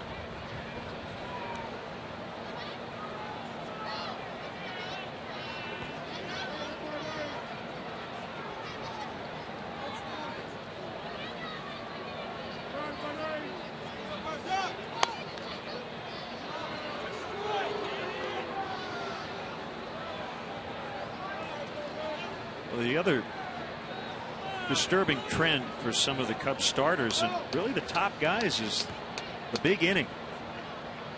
Zambrano gave up 5 yesterday. Ryan Dempster's had some issues with that crooked number. And Matt Garza here could be staring at another one if he doesn't get it back together quickly. Had such good command through the first 4 innings of this ball game when he struck out 6 Rockies and did not walk a batter. Really struggling to find the zone here in the 5th.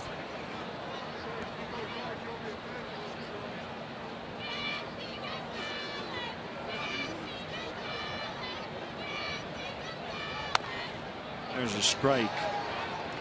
Cubs came in tied for the 4th most errors in the National League with 16, but now they have 20. So depending on what happens elsewhere, they could be in the top 2 in a category you don't want to lead. Errors made. Big swing and a miss. 3-2 on Gonzalez. Tulowitzki on deck. Like a 3-1 slider that time from Garza. Way out of the strike zone. Yeah, it looks like Carlos Gonzalez is just swinging at the arm action right now. I don't think he's seeing pitches at all. High chopper, that'll make it 5-3 as Barney gets the out. It's a 2 for 1. Gonzalez was not just trying to move the runners up, but that's what he does, with Fowler scoring and Herrera now at third.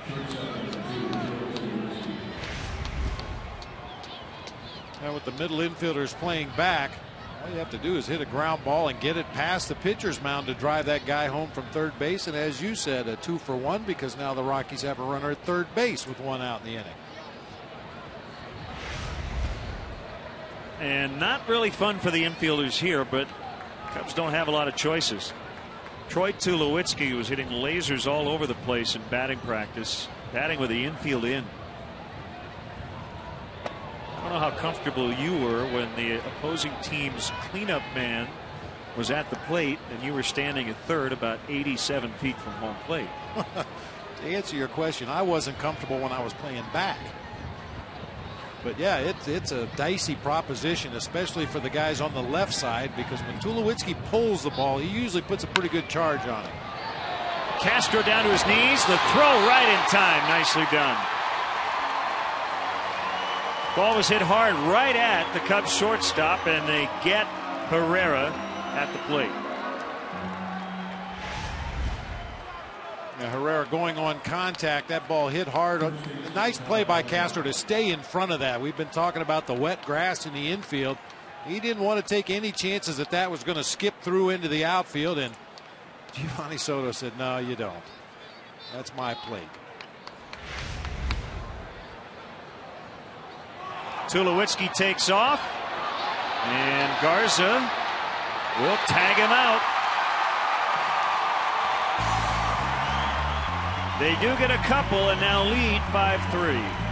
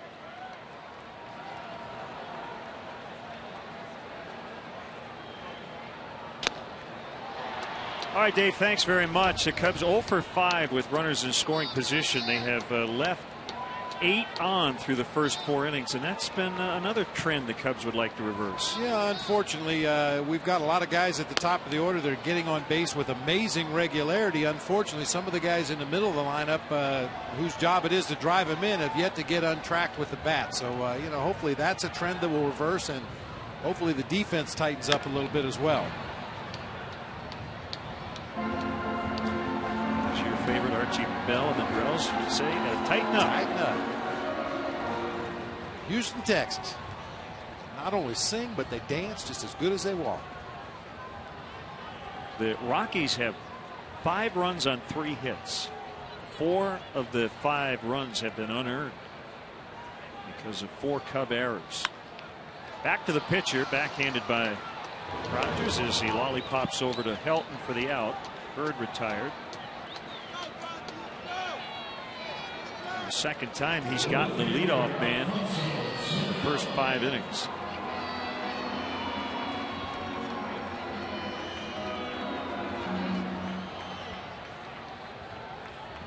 The Rockies, by the way, are 0 for 6 with runners in scoring position.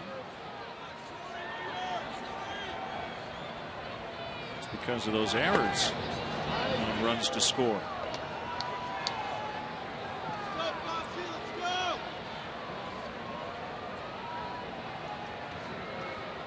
Oh, 1 to Soriano, pulled on the ground, picked up by Lopez.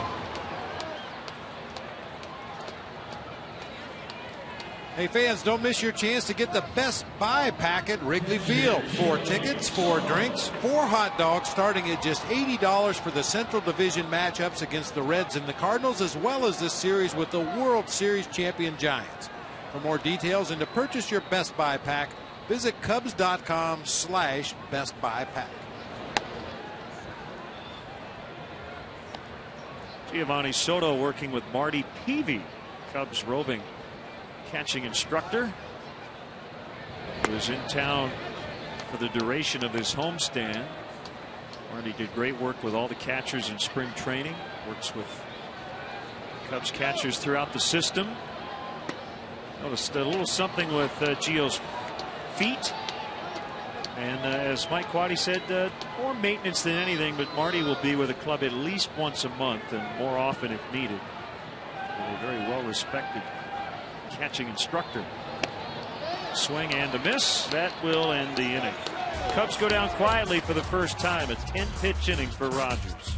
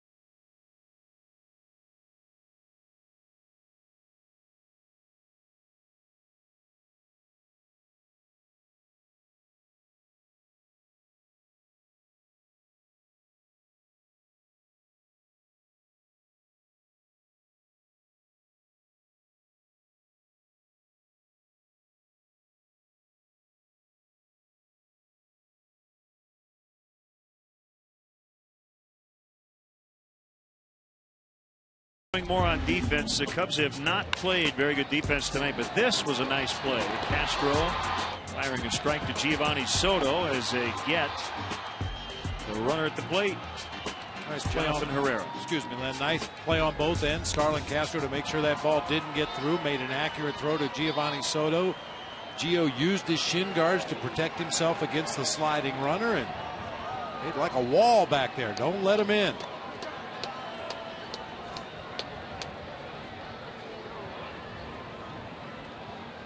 Todd Helton will lead off for the Rockies. 10-pitch at bat, resulting in a single in the fourth.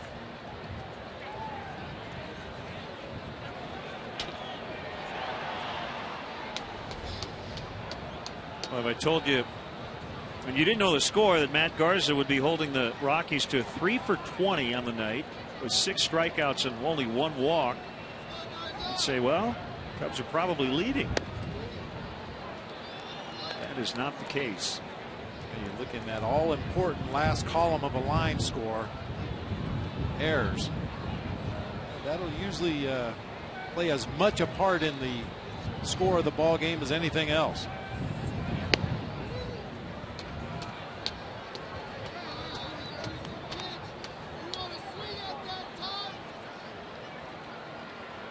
If you've made 4 and the other team has made 0, that's not a good sign. Nope.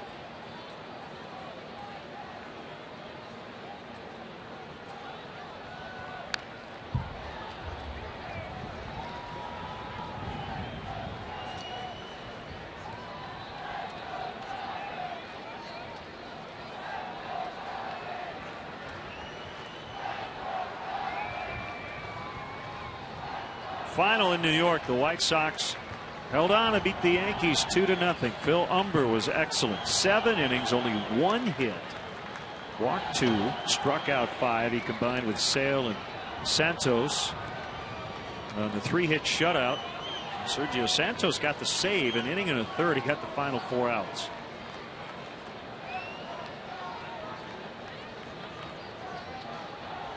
It's his second career save, I believe.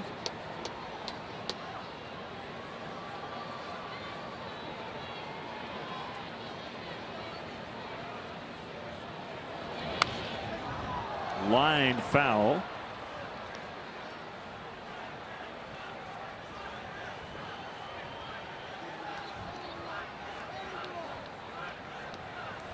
To say the White Sox needed that game would be an understatement.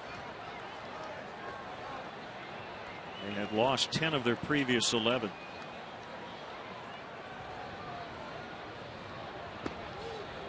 And when you've lost a lot of ball games recently late, when your tail end of your bullpen can't hold a lead, those seem to sting a lot more. So to have Sale and Santos come in and slam the door the way they did today, I'm sure that had to feel very good for Ozzie and the White Sox. 3-2 to Todd Helton.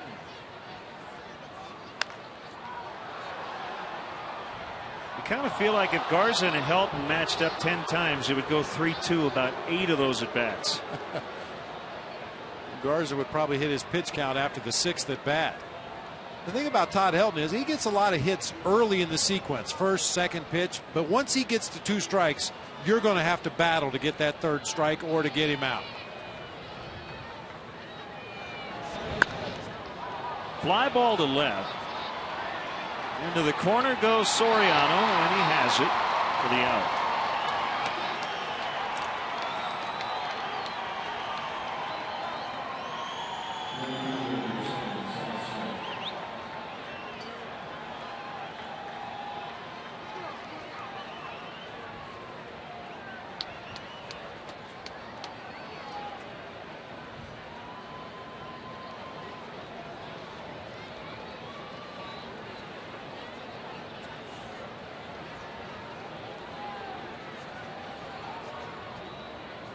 Seth Smith practiced a lot as a quarterback at Ole Miss, but he never took a snap in 3 seasons because Eli Manning was his starter.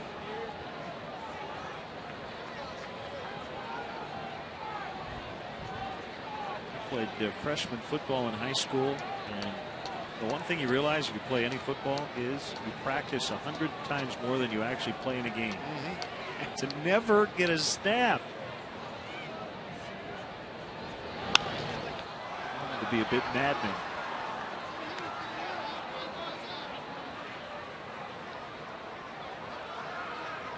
He did get into a game as a wide receiver during his junior year.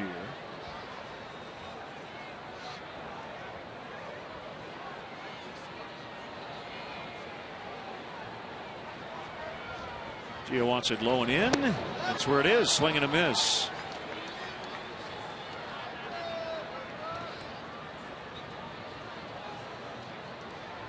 Most lefties like that ball down and in, so if you can throw something with movement in that area, and that time a little slider down and in, gave the appearance of a strike. By the time Seth Smith got the bat to the spot, the ball was gone. There it is again.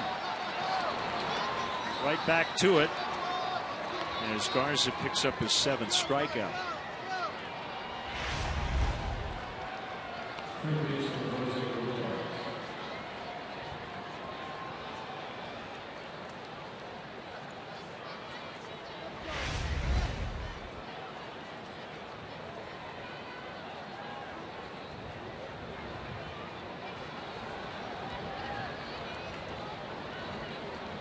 Lopez hit a ball pretty well his last time up.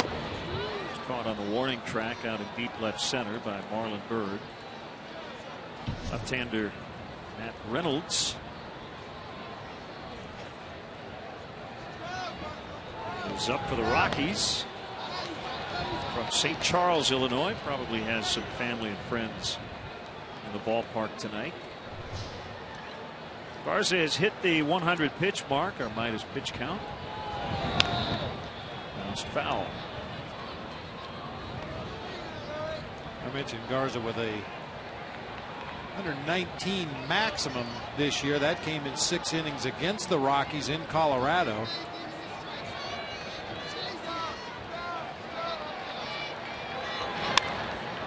Another fly to center. Bird will come in and make the grab. Third 1-2-3 for Garza, who trails this one 5-3.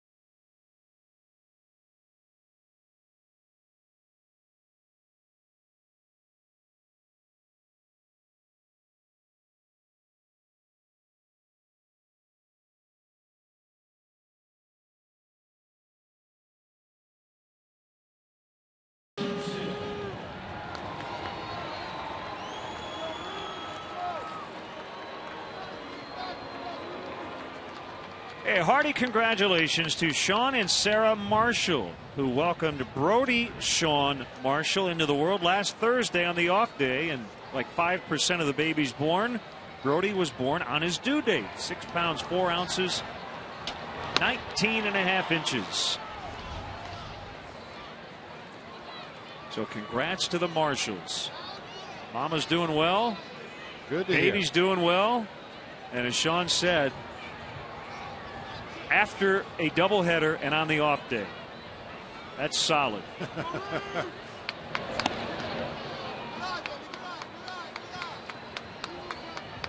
During the baseball season, it's kind of hard to plan it, isn't it? Yeah. And to that end, baseball has a new maternity leave, so to speak, for players. If if a player's wife is about to give birth, they can leave the team and be replaced on the roster. I'm not sure what the minimum and maximum amount is, but that's something new this year. Somebody took advantage of it just a week or so ago. Right.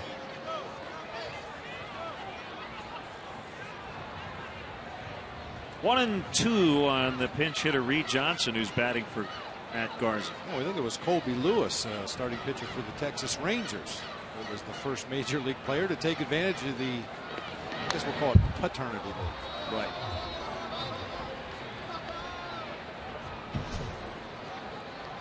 I was getting the stats as you see hard thrower Matt Lindstrom up for the Rockies.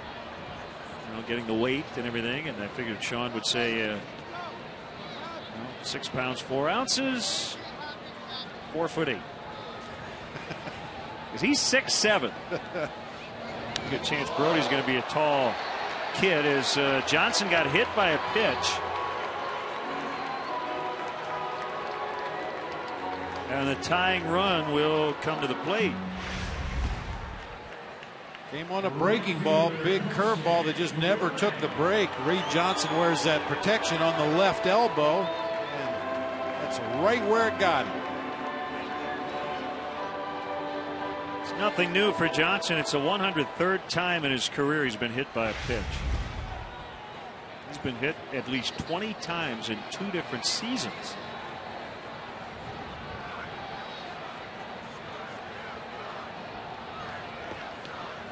Kosuke, red hot, takes ball 1. He's 3 for 3 with a run scored.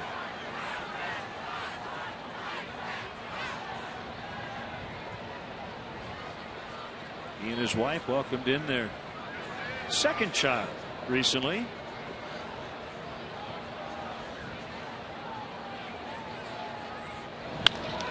Up the middle, he's 4 for 4. Johnson's going to have to stop at second. Cubs are in business.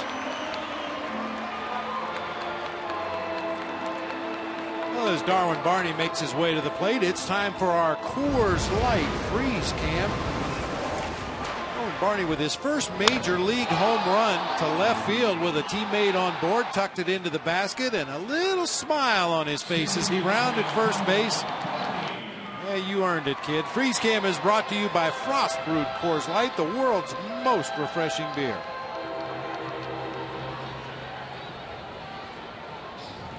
Two on, nobody out.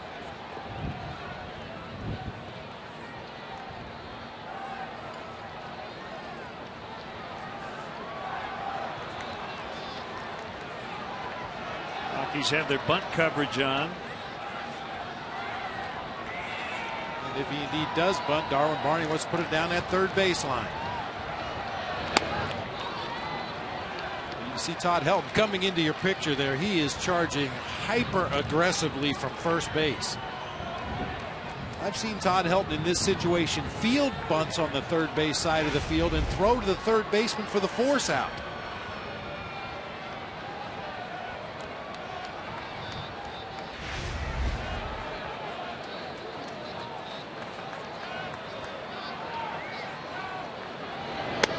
Could see that coming. He's showing bunt so early. Well, for a guy that handles the bat the way Darwin Barney does, it's a perfect time to use that slash.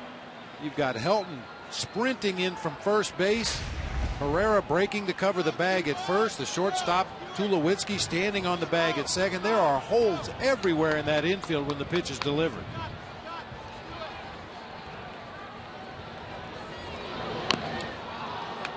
Came back up, hit the bat, carom foul.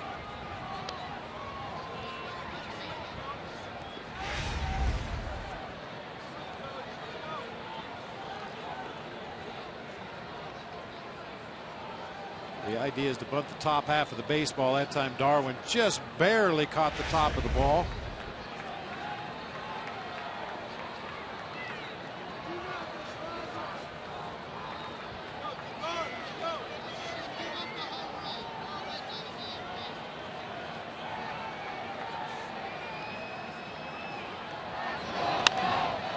Pops it up. Infield fly rule in effect. Tulowitzki for the out.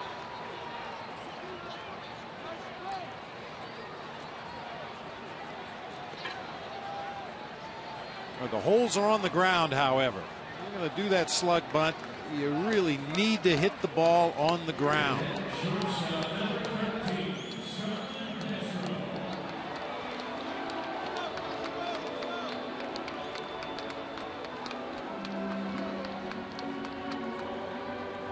And with that, Jim Tracy's going to make a pitching change, and because the pitcher is due up second in the 7th, he'll make a double switch. So it's the Verizon call to the pen. Fireballing Matt Lindstrom coming on.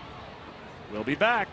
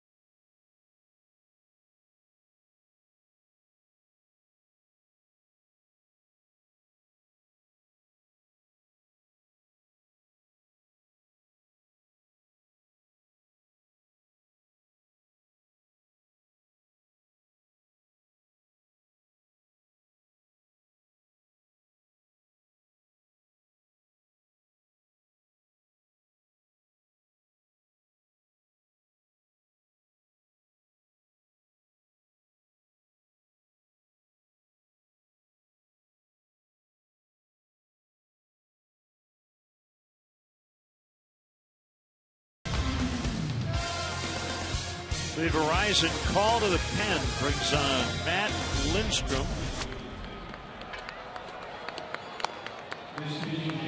2 on, 1 out in the 6th, and Starlin Castro coming up, and Lindstrom, former Florida Marlin and Houston Astro. Ty Wigginton will come in and hit in the 9th spot. He's in for Jose Lopez. Pitcher spot now 7th, as Lopez made the final out of the 6th. Lindstrom with a really good fastball in the mid to upper 90s, throws a hard slider, a very rare occasional split-fingered fastball, but he's going to live and die with that heater.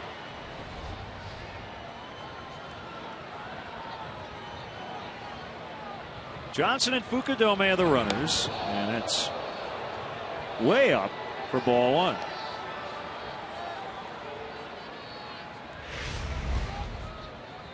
Perhaps just a little overamped coming into the ball game here. A guy that has a really good fastball.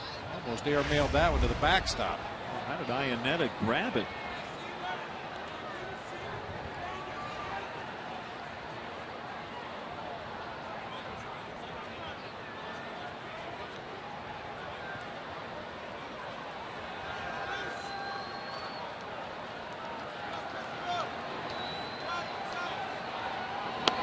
The wind has shifted, now blowing right to left and maybe even out toward left field. We started with the wind blowing straight in from center onto the northeast.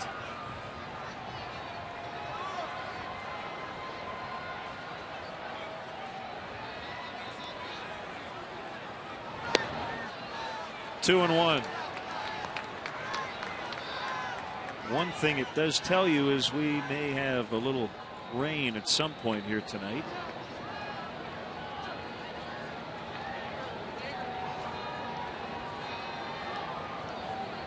Well, the prediction I heard before the ball game was scattered light showers throughout the game, and then after the ball game was over, they were expecting another big storm to come through.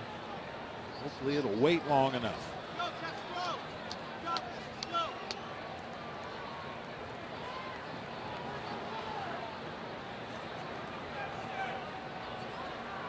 2-1 to Castro. Good eye. 3-1. Baker on deck.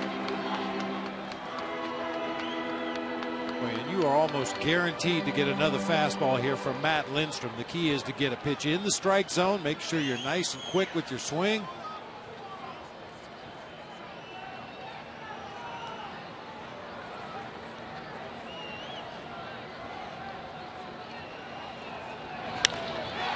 To the shortstop, Tulowitzki. It'll go 6. That's it. Nice. Tulowitzki with an awkward off-balance back leg throw. He has one of the best arms in baseball, but he didn't really throw it very hard. And that'll keep the inning alive. Great hustle by Starlin Castro that time. Hopefully he didn't hurt himself. This is an odd-looking play here by Tulo.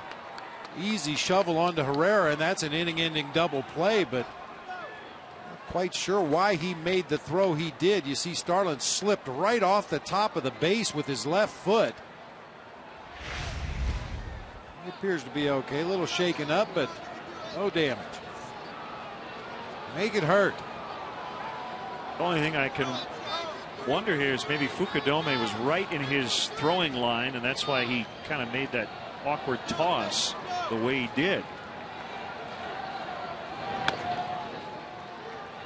You know, I could see if Tulowitzki fielded that ball cleanly and was able to stay on his feet running towards second base, but once he went to the ground, I was shocked to see him get back up and take it himself at second base.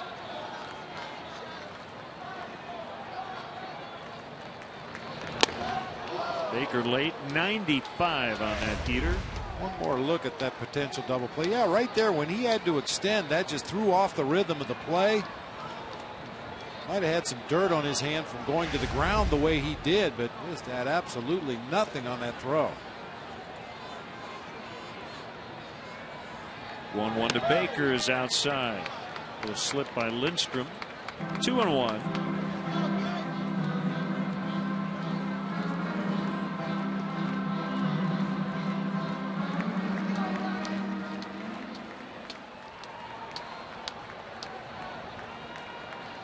If the inning